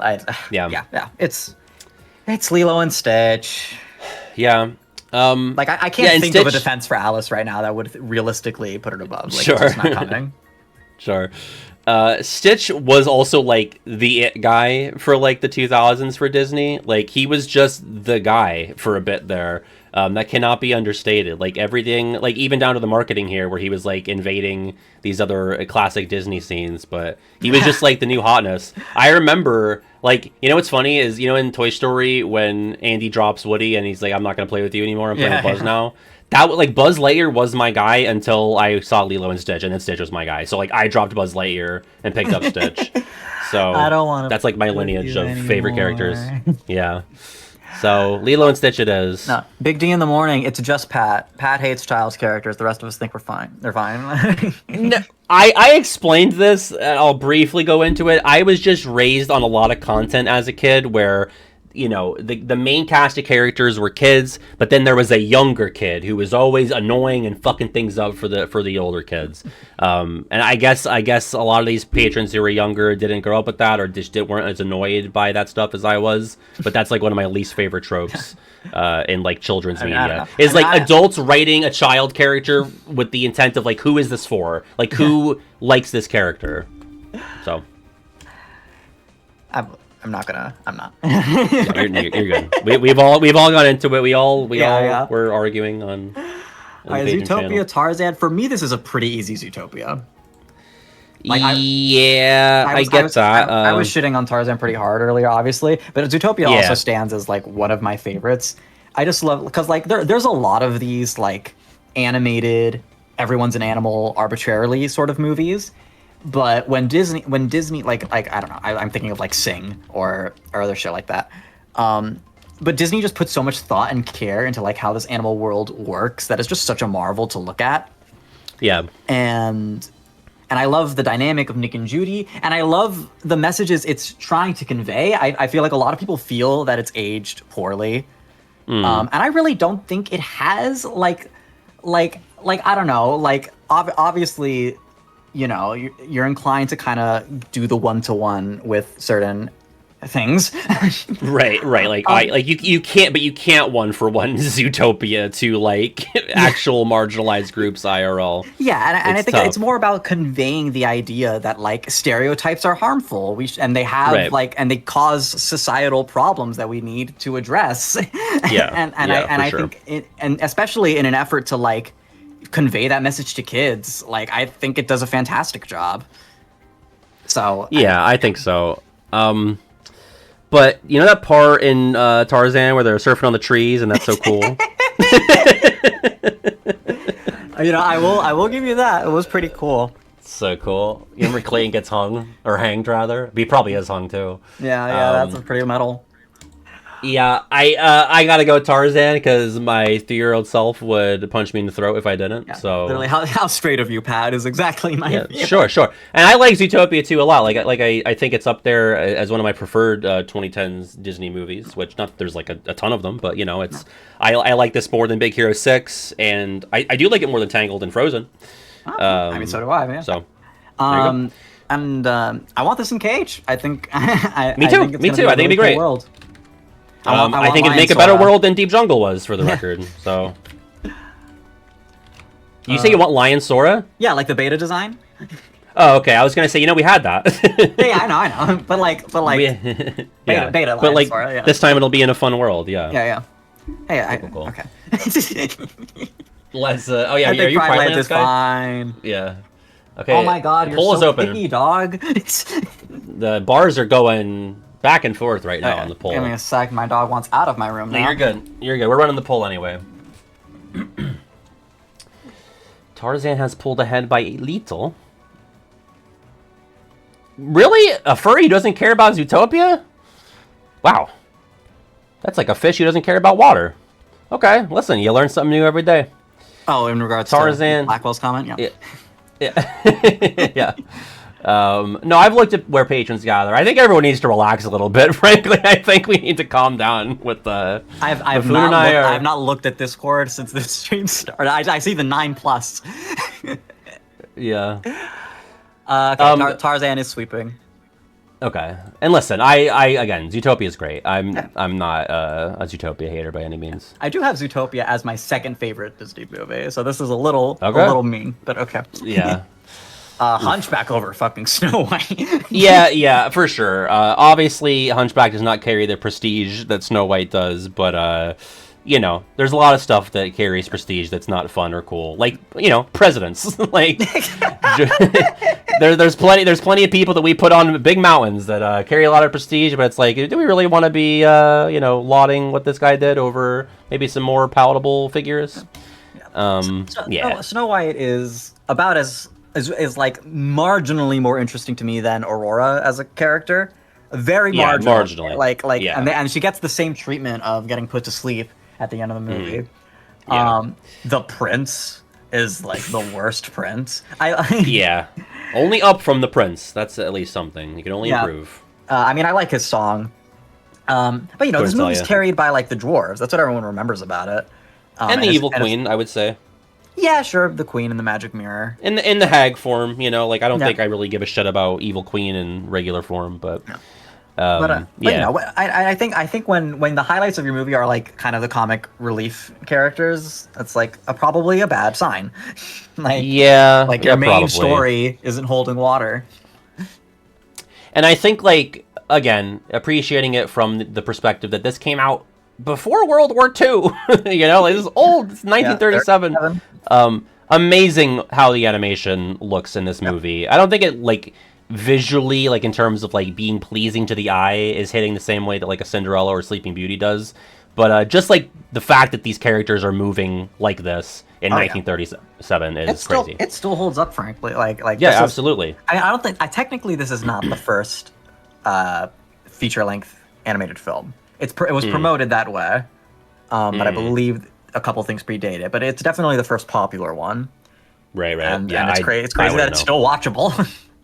Right, like you can go back and, you know, enjoy it, right? It's enjoyable. Yeah, for sure. It's less boring than a lot of other movies we've already talked about. So yeah, I'd rather watch it than Bambi, for sure. Bambi's so fucking boring. I'd rather watch this than Pocahontas. Oh yeah. Okay. Hunchback, let's go. Tangled versus Bambi. Oh, well, that's easy. Tangled. Oh yeah. Fucking who cares about Bambi? Not even pulling up the posters for that. Yeah. Peter Pan, Mulan. Ooh.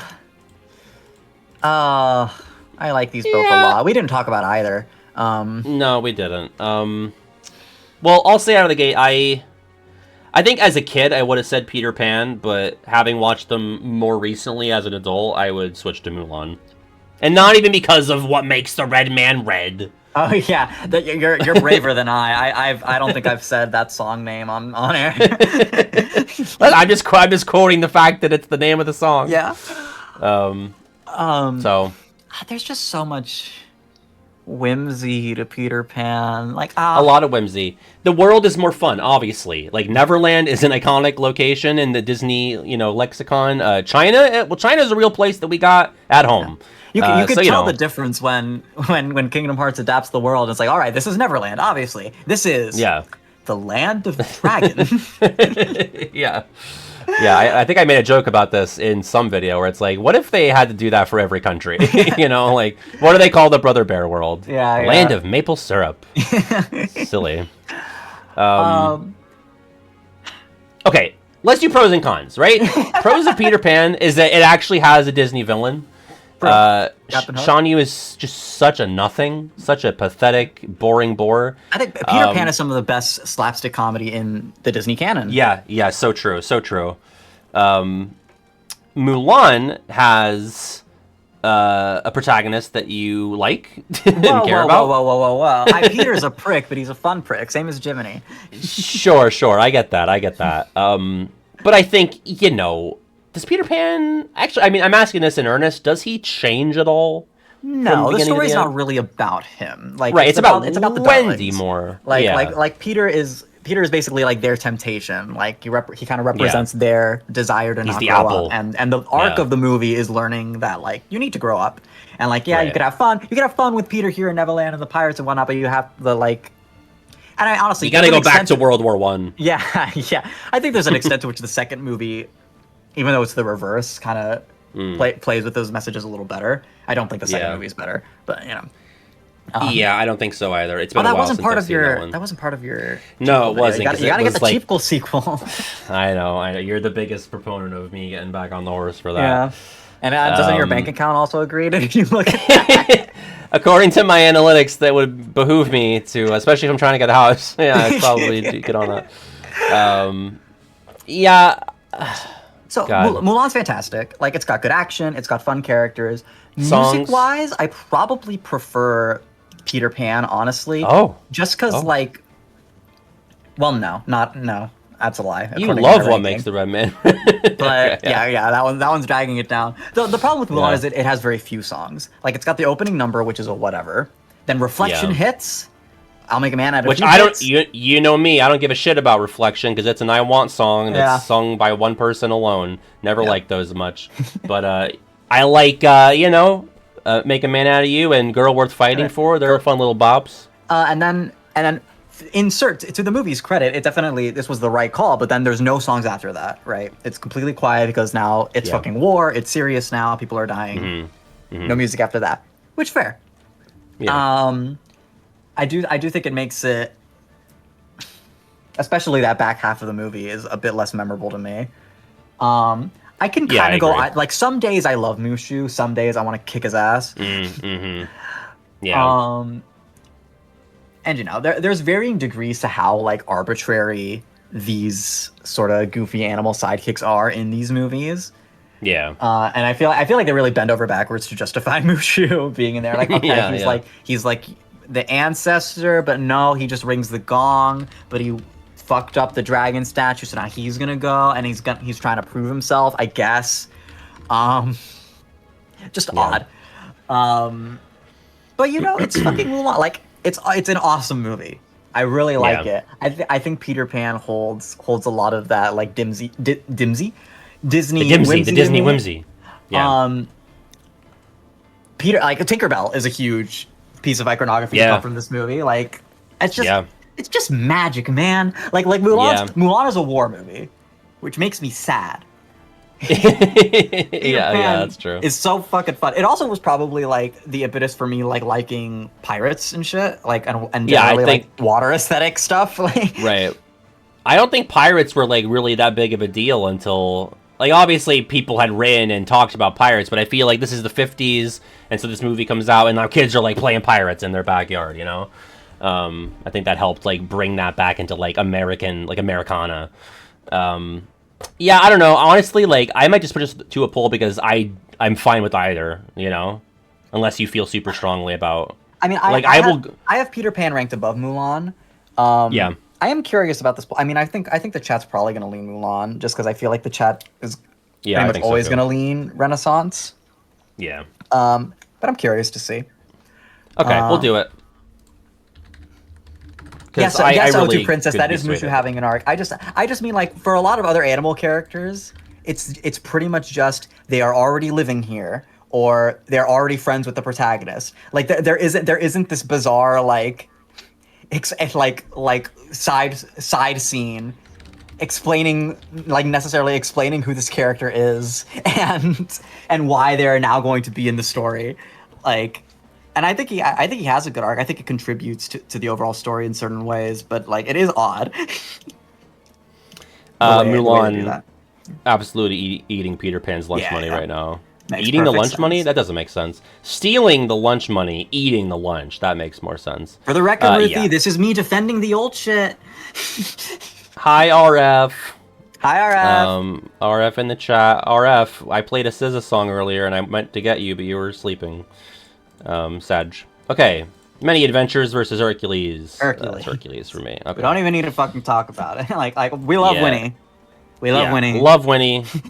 He's the boy. But Herc is so good. All right, Sweet 16. Beauty and the Beast, Princess and the Frog. It's actually Princess and the Frog for me.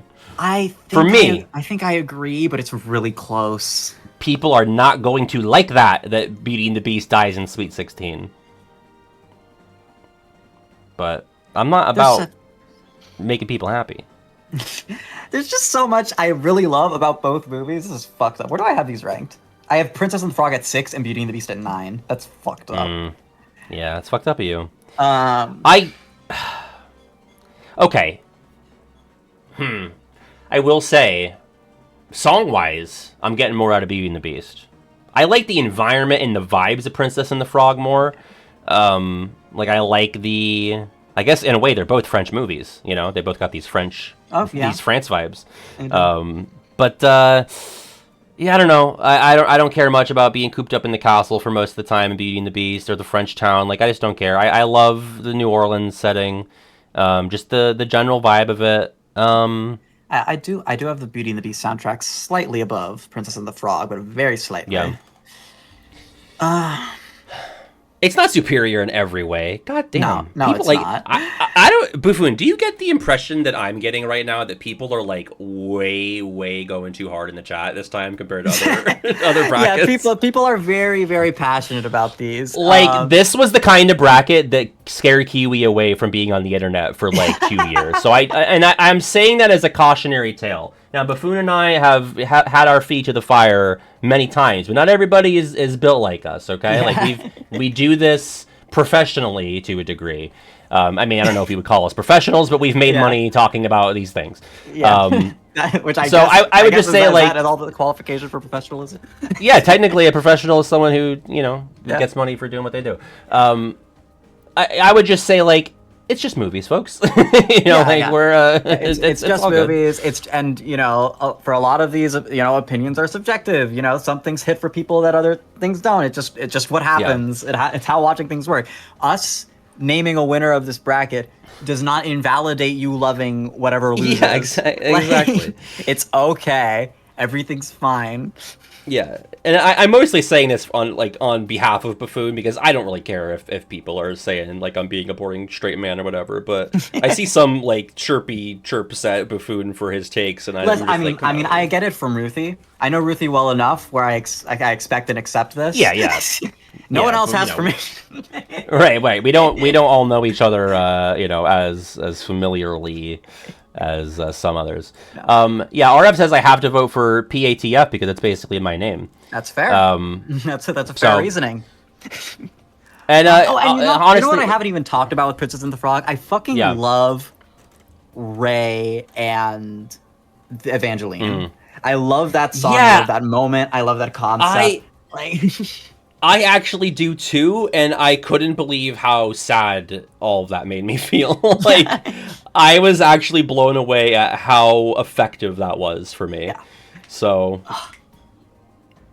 I mean, I'm locked in. I'm locked in. Okay, fuck them. Yeah. Fuck them. These dusty Renaissance movies. Who needs them? As we're gonna pull up on Aladdin soon, and obviously advance it over.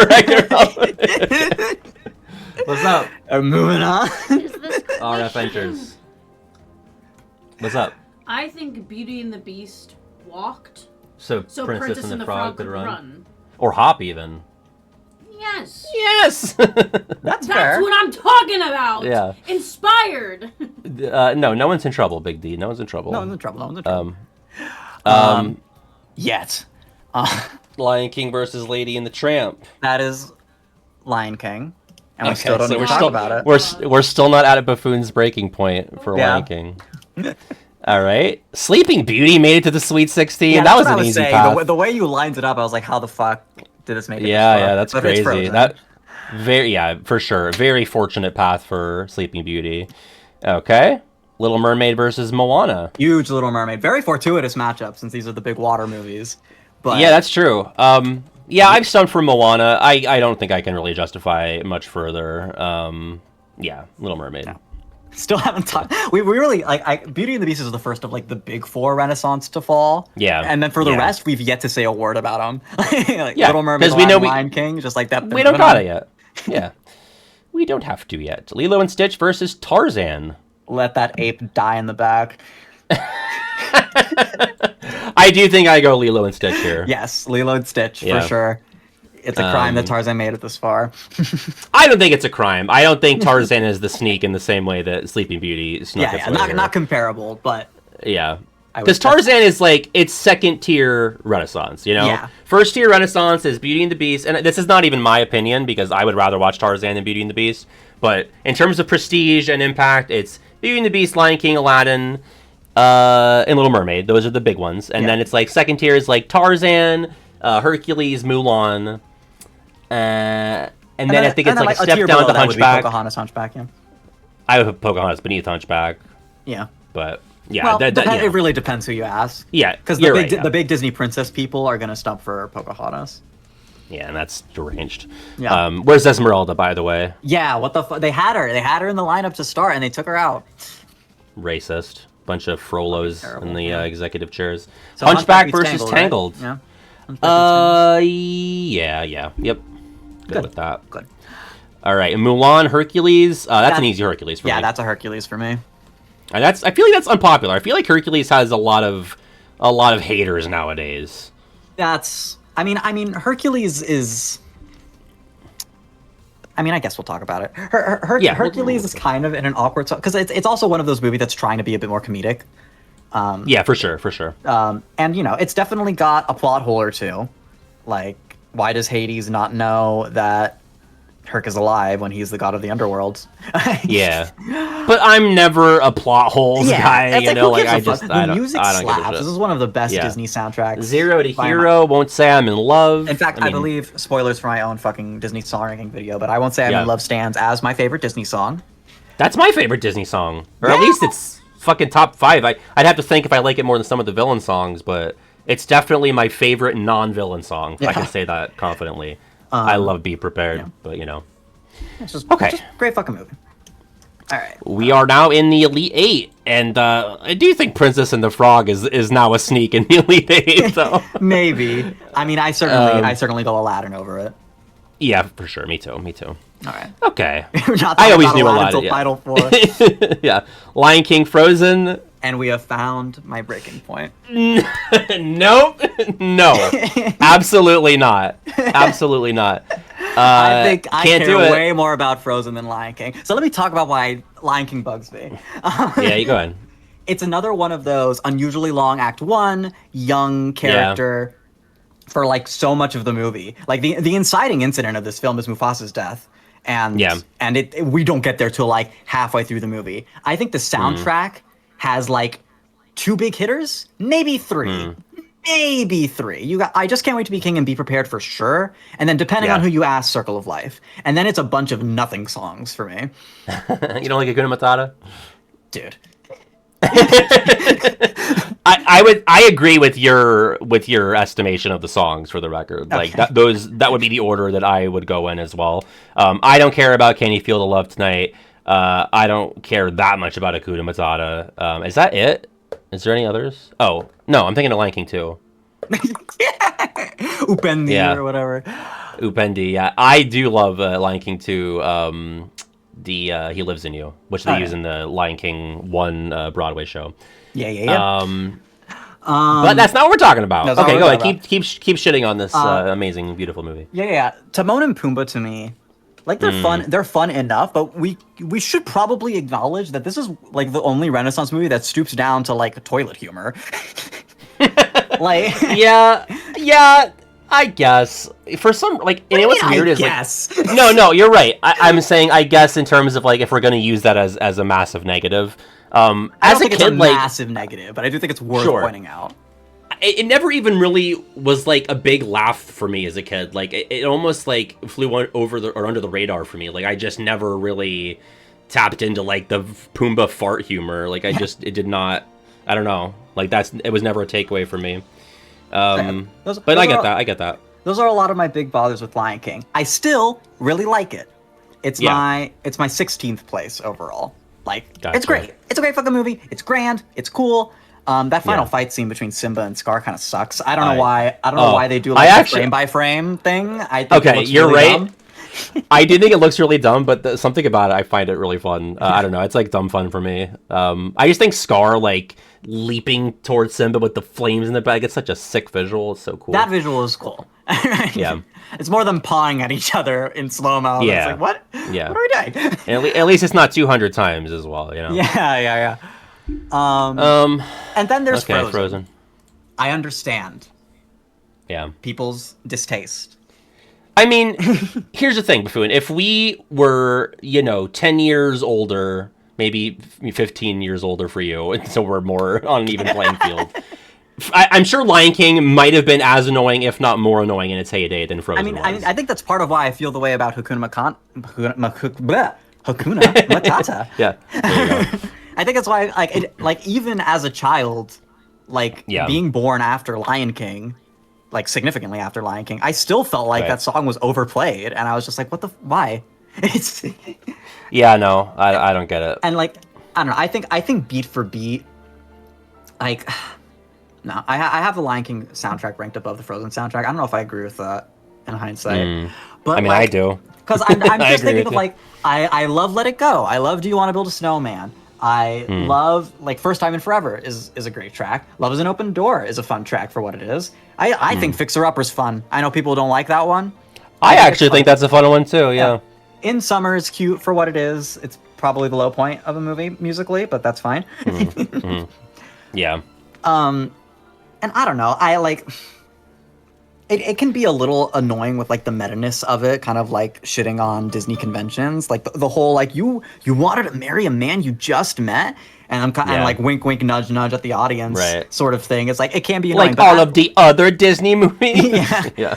I find Anna and Kristoff really endearing. I think they're a good couple. I think I have more fun watching them than fucking particularly Matthew Broderick Simba. Yeah. Young Simba's fine. Matthew Broderick is his soul. What do you know about my life?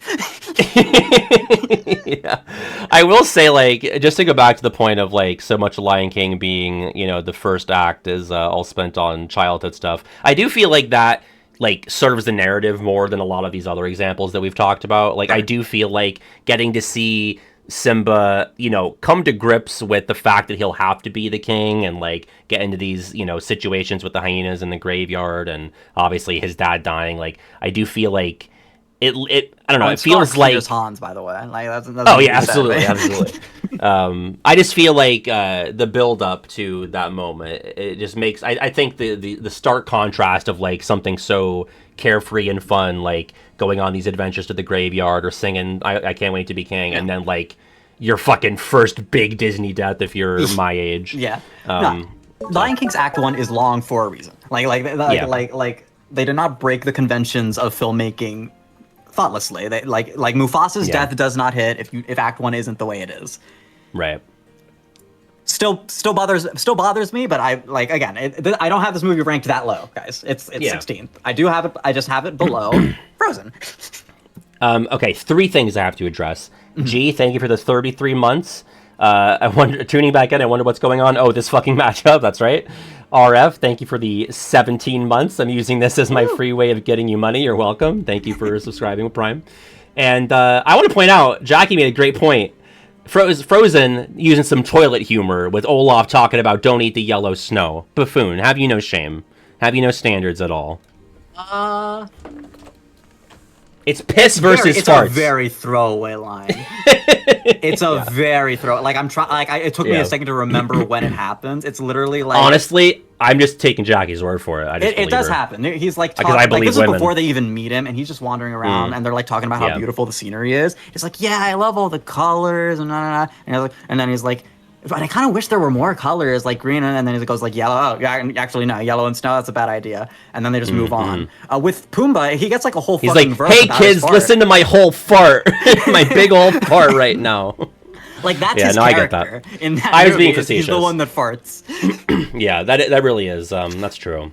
Pumbaa can be boiled down to, I guess, chiefly, like, hedonism, but also fart. So, I guess poll, because, you know, these are obviously both huge, potentially obnoxiously huge Disney moments. Yeah. Frozen is the Lion King of the 2010s, and, you know, Lion King is the Frozen of the 90s. So I get way more out of Frozen than Lion King. And maybe that's because I just grew up with Lion King as, like, the big dog, and so that annoyed me more. Whereas with Frozen, I was, like, entering my Disney fandom, so I was all in on it. Yeah. Do you prefer Arendelle as a KH world over Pinelands? Yeah, well, I mean, that's like comparing a KH3 world to a KH2 world is like, it's comparing feces to strawberries. Like, what are we doing? Yeah, that's probably true. I mean, I prefer a couple of KH2 worlds over, you know, some of my lower KH3 worlds, but that's neither here nor there. I probably do too, but not many. Pinelands.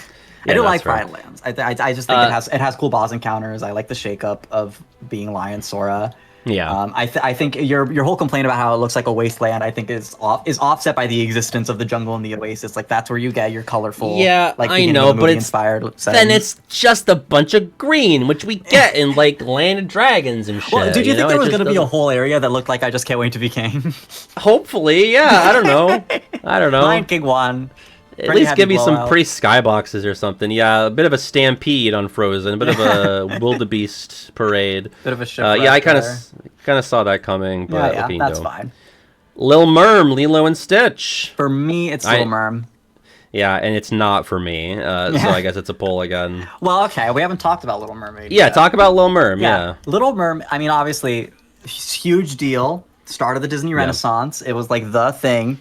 It kind of really brought Disney back to like the princess idea and the musical structure. This is like the Ashman movie, like that and Beauty and the Beast, but this was like the first Ashman movie. And I like the water stuff. I like water aesthetic. It's a thing for me for some reason. What about Nani surfing with the gang? That's water. This is a more fucking water aesthetic competing. Yeah. And I don't know. I think. Honestly, a lot of it probably just comes down to the fact that Little Mermaid's a musical and Lilo and Stitch is not. Because like the music in Little Mermaid is so amazing. I love it. Yeah, for sure. It's pretty much straight bangers with maybe the exception of like Le Poisson. Oh yeah, that's like such a nothing. I couldn't even tell you how it goes. But, you know, Under the Sea, Kiss the Girl, Part of Your World, which is that's like the one I Want song you like, right? Yeah, that's up there. I would say that. I mean, do you count? I guess Whole New World is more of a love song than a I Want song. But yeah, I would say if we're grading I Want songs, I think Part of Your World is definitely up there for me. I guess I Just Can't Wait to Be King is kind of an I Want song, right? Yeah, for sure. And yeah, I like that more than Part of Your World. So so it's pretty close in the poll here. Yeah, 3 votes away. Let me see what other defenses can I come up with. Like 10 seconds. I like Flounder, Sebastian, and Scuttle. Sebastian's great. Sebastian's such a fun character. Yeah. I love. You know what? Great side characters. I think better side characters here than I guess Lilo and Stitch, because you got David. Ursula's amazing. Ursula's a great villain, better than like Gantu or whatever. God damn it. Yeah. There were like 3 Lilo and Stitch votes that came right. Yeah. Yeah, that it ended up being a 6-vote gap at the end there. What else? Despite the fact that Ariel doesn't have her voice for half the movie, she like so much still of her fun, character still comes through. Very charming. Yeah. Like just great visual storytelling. Whatever. Yeah, I agree. Fine. No, they're both great. I love both these. So. Hunchback, Hercules. Oh no, my Shaylas. Yeah, I'm not nearly as high on Hunchback, but I have Hunchback at 3 and Hercules at 5. Like that's how close these are and how high up they are. We haven't really talked about Hercules. We haven't given it its fair shake. Yeah. Well, we did say, best soundtrack or one of the best soundtracks. We're loving even the fucking Danny DeVito Phil song is good. You know what? Go the Distance is an I Want song, and that's an I Want song that I also tend to like. Okay, there you go. Yeah. I don't know. I think this is a pretty big like comedy versus like epic grandiosity sort of deal. Yeah, like for sure. Hunchback is the more emotional, like powerful movie, and Hercules is the much more fun time. Yeah. And I lean epic in that conversation. Yeah, I get that. And I guess like some of the critique with Hercules is like maybe the way that the Herc and Meg relationship plays out. Like I feel like there's some think pieces out there about, I don't know. I think if you read this movie through like a modern feminist lens, maybe it's not holding up so hot. But probably most Disney movies don't. Like if we're really gonna be pulling that out for all of these, then we probably wouldn't have a bracket. I mean, at a bare minimum, Meg is like a standout character among Disney heroines for actually. Yeah, I would say so. Having a personality. Yeah. I don't know. There's a lot of Renaissance heroines that pull their weight in that regard, but Meg is so distinct. Yeah. We've been dealing with pretty much exclusively the nice girl up to this point. Right. And to get this kind of character is just very refreshing. We are polling then, right? Yeah. Okay, Hercules versus Hunchules. I mean, I do expect Hercules to take it, but I'm gonna be sad. It's actually dead tie right now. Oh my god! Tied up again. Okay. Hunch. Don't remember that terrible dingo hunchback. That's not related. yeah. Don't factor that into your voting, folks. Frollo versus Hades is an interesting comparison. I hate to give it to him, but I do prefer Hades. I mean, I feel like we hate to give it to either for different reasons.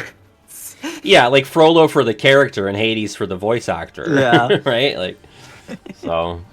This is wow. It's very tight.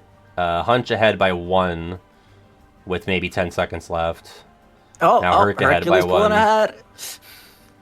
Here it comes. Come on. What if it's a tie? Come on. And so the tie. So, what do we do? Yeah, maybe we get RF. She's gonna vote Hercules though. I think that's fine. At this point, it's like obviously it's clear that either one is gonna make it through, and it deserves to. So it's just we need something to break it. Yeah. All right, let me call her. Hopefully she's not getting ready for bed already. Oh my god, it's 10. I know. Hey babe, you're on speaker on stream. Hunchback or Hercules? I mean, I'm watching stream, so I heard that I was gonna pick Hercules. Well, unless I'm wrong. No, you're not wrong at all. Okay, thanks. Love you. Alright, there you go. The queen has spoken. Yep. Hercules. It probably loses. Actually, I don't know. Okay, we'll see. We're in the final 4 now. We have Aladdin versus Lion King. Now, take a wild guess. Yeah, I know where you go. And honestly, I might even just... Because, yes, I technically prefer Lion King, but it's not, by a lot over Aladdin, So, I'm fine with running it as a poll and I'm totally fine with the outcome. Whoa. I need to say my piece before we put up a poll. Oh, yeah, please do. So, Aladdin's my favorite Disney movie. Yeah. I think it's number 2 for me, so... Yeah. So I just think everything people love about Disney movies is present in Aladdin and firing on all cylinders. There is not a miss in this soundtrack. It's straight bangers. Arabian Nights, One Jump Ahead, Friend Like Me, Prince Ali, Whole New World, even the Prince Ali reprise. There are no duds. Jafar, I think, is a fantastic villain. I think the animation is incredible, especially during the carpet ride and the final fight sequence. I'm sold. Yeah. You sold me. I'm already sold. You know what? It's my new favorite. About the genie. Yeah, Genie. I mean, fuck. Like, I think you just saying, like, you know what? There's no misses in the soundtrack. It's so true. Not a single miss. Even the love song, I think hits for me. Yeah. I guess like One Jump Ahead is the want song, and that kind of hits for me. I mean, is it even though? At One Jump Ahead, the One Jump Ahead reprise is sort of the stand-in want song where he's like riff rap, street rap. yeah, for sure. So they get it over with quick, which is maybe why you like the soundtrack. Yeah, that's probably it. Yeah. But yeah, like, and honestly, like, they cut the Jafar villain song, and that song is also fucking great, and I wish it was in the movie. Yeah, Humiliate the Boy. Yeah. Oh, I was actually thinking of Why Me? There's actually two cut Jafar still... songs. Yeah. Iago, and one of them would have been fun. Great. Yeah, great villain sidekick. Cave of Wonders looks amazing. Like that was so like, cool. I think that was the first major like CGI Disney character was the Cave of Wonders. Yeah, that tracks, yeah. I think it's my new favorite Disney movie. Fuck yeah, let's go. Because like honestly it comes down to like there's no part of Aladdin where I'm bored, and there are parts of Lion King where I'm bored. There's like can you feel the love tonight? Okay, it's like, well, I can take a 3-minute piss right now. I don't want to get up from my seat for a second for Aladdin at all. It's so fun. It's fun and emotional and grand and epic. I love Jafar's dumb pun-activated spells. Yeah. It's like, things are unraveling fast now, boy. The carpet unravels. Don't toy with me. A boot turns into a toy. Like, this is so stupid. Aram Kazabuta boss, and then everything just explodes because that's crazy. I love that Aladdin wins by being smarter. Like this is a cool little moment where he like plays on Jafar's ego and convinces him to become a genie.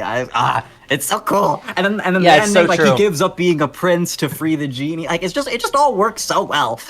Yeah, because when you think about like Simba versus Scar, it's like, okay, well, Scar's like a little wimp baby bitch. Like he's gonna lose to Simba.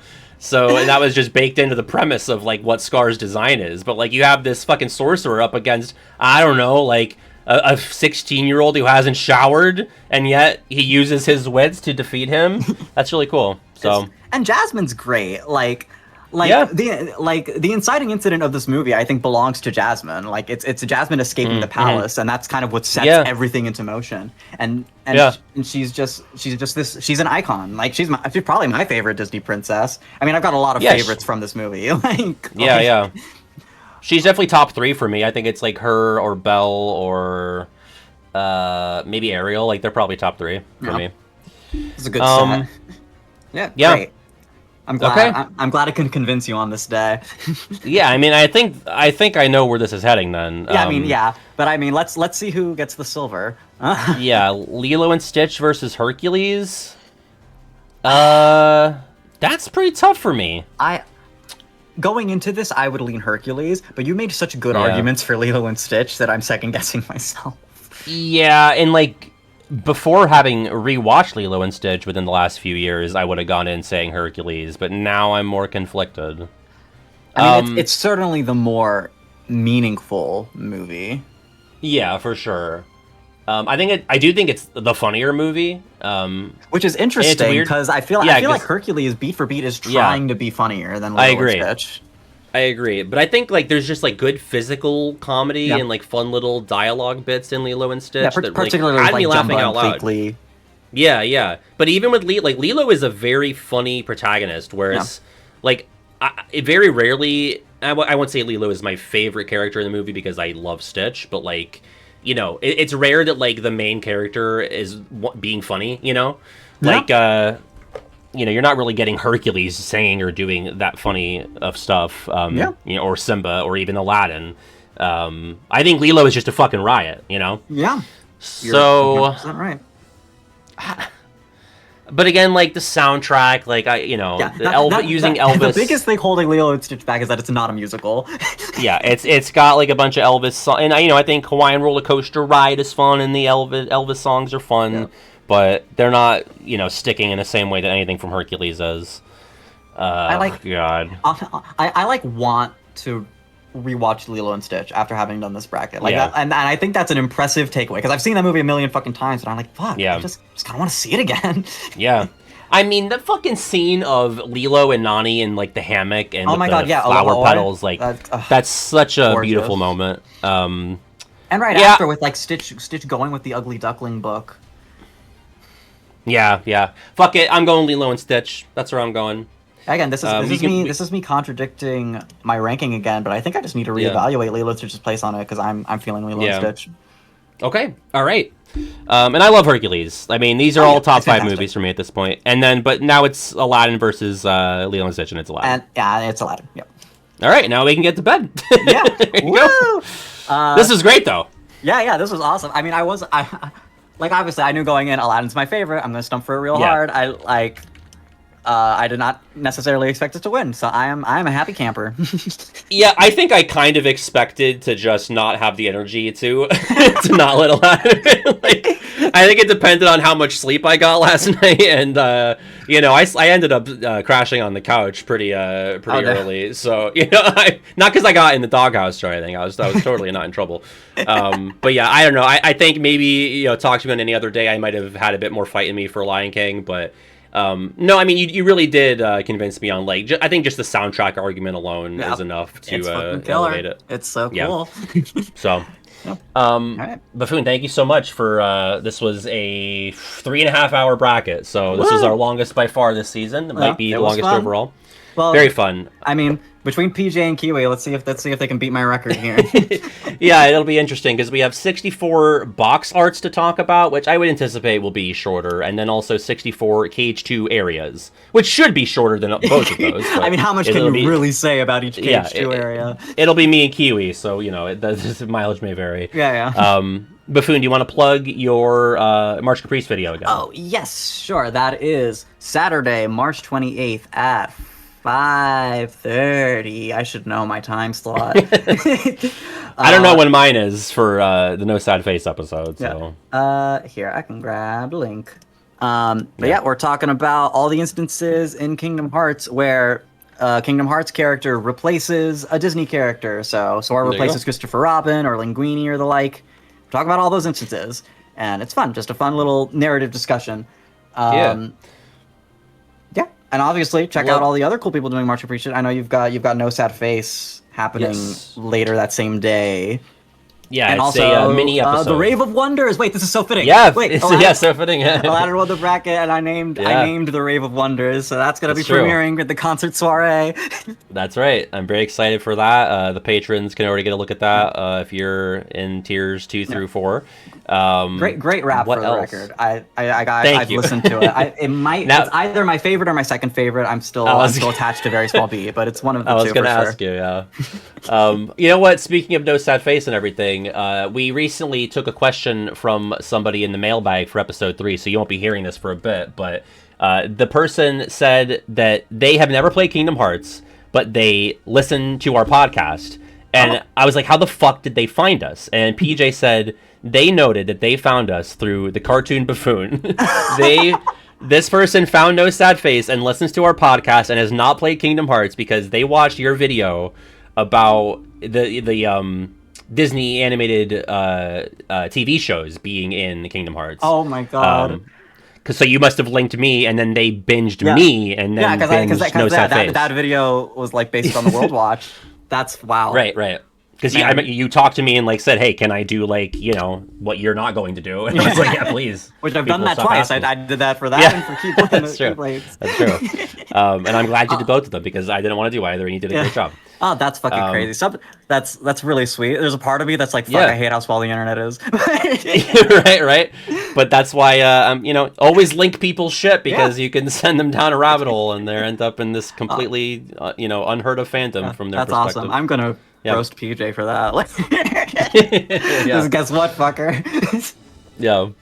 Well, Baffoon, thank you again so much. I'll let you go here, and then I'll do all my plugs. But it was a pleasure. Thank you. It was a pleasure for me as well. Goodbye. Take it easy. All right, folks. And thank you all as well for sticking with us here for a supersized stream. And thank you all for your passion and your fervor. I am on Twitter. I'm on Bluesky. I am on Discord. And I'm on Patreon.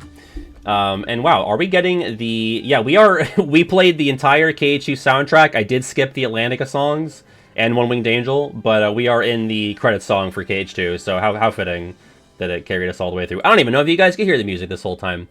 But we will be back on Saturday at 4, and we are doing a bracket again on Saturday with PJ. We have 64 box arts that you guys voted for. We took the most voted for box arts, and I seeded them accordingly. So that'll be pretty interesting. I wanted to bring Baffoon in for this because, you know, he's a big Disney movie guy, and not that PJ's not that, but I tend to value PJ's opinions on art and visual design, especially because the guy makes half of my thumbnails. So it should be interesting to hear his thoughts on the box art. And then I think Tuesday, I have to confirm with Kiwi, this is not quite hard confirmed, but we have the KH2 areas bracket. We'll be going through no clip and looking at 64 KH2 areas. Probably not as positive of an experience as the KH1 equivalents, but should be fun. So 3 brackets in a row is the plan, but that's subject to change. I'll let you know. But thank you so much. This was good fun. Be safe, be kind, be courteous, and I will see you next time. Take it easy.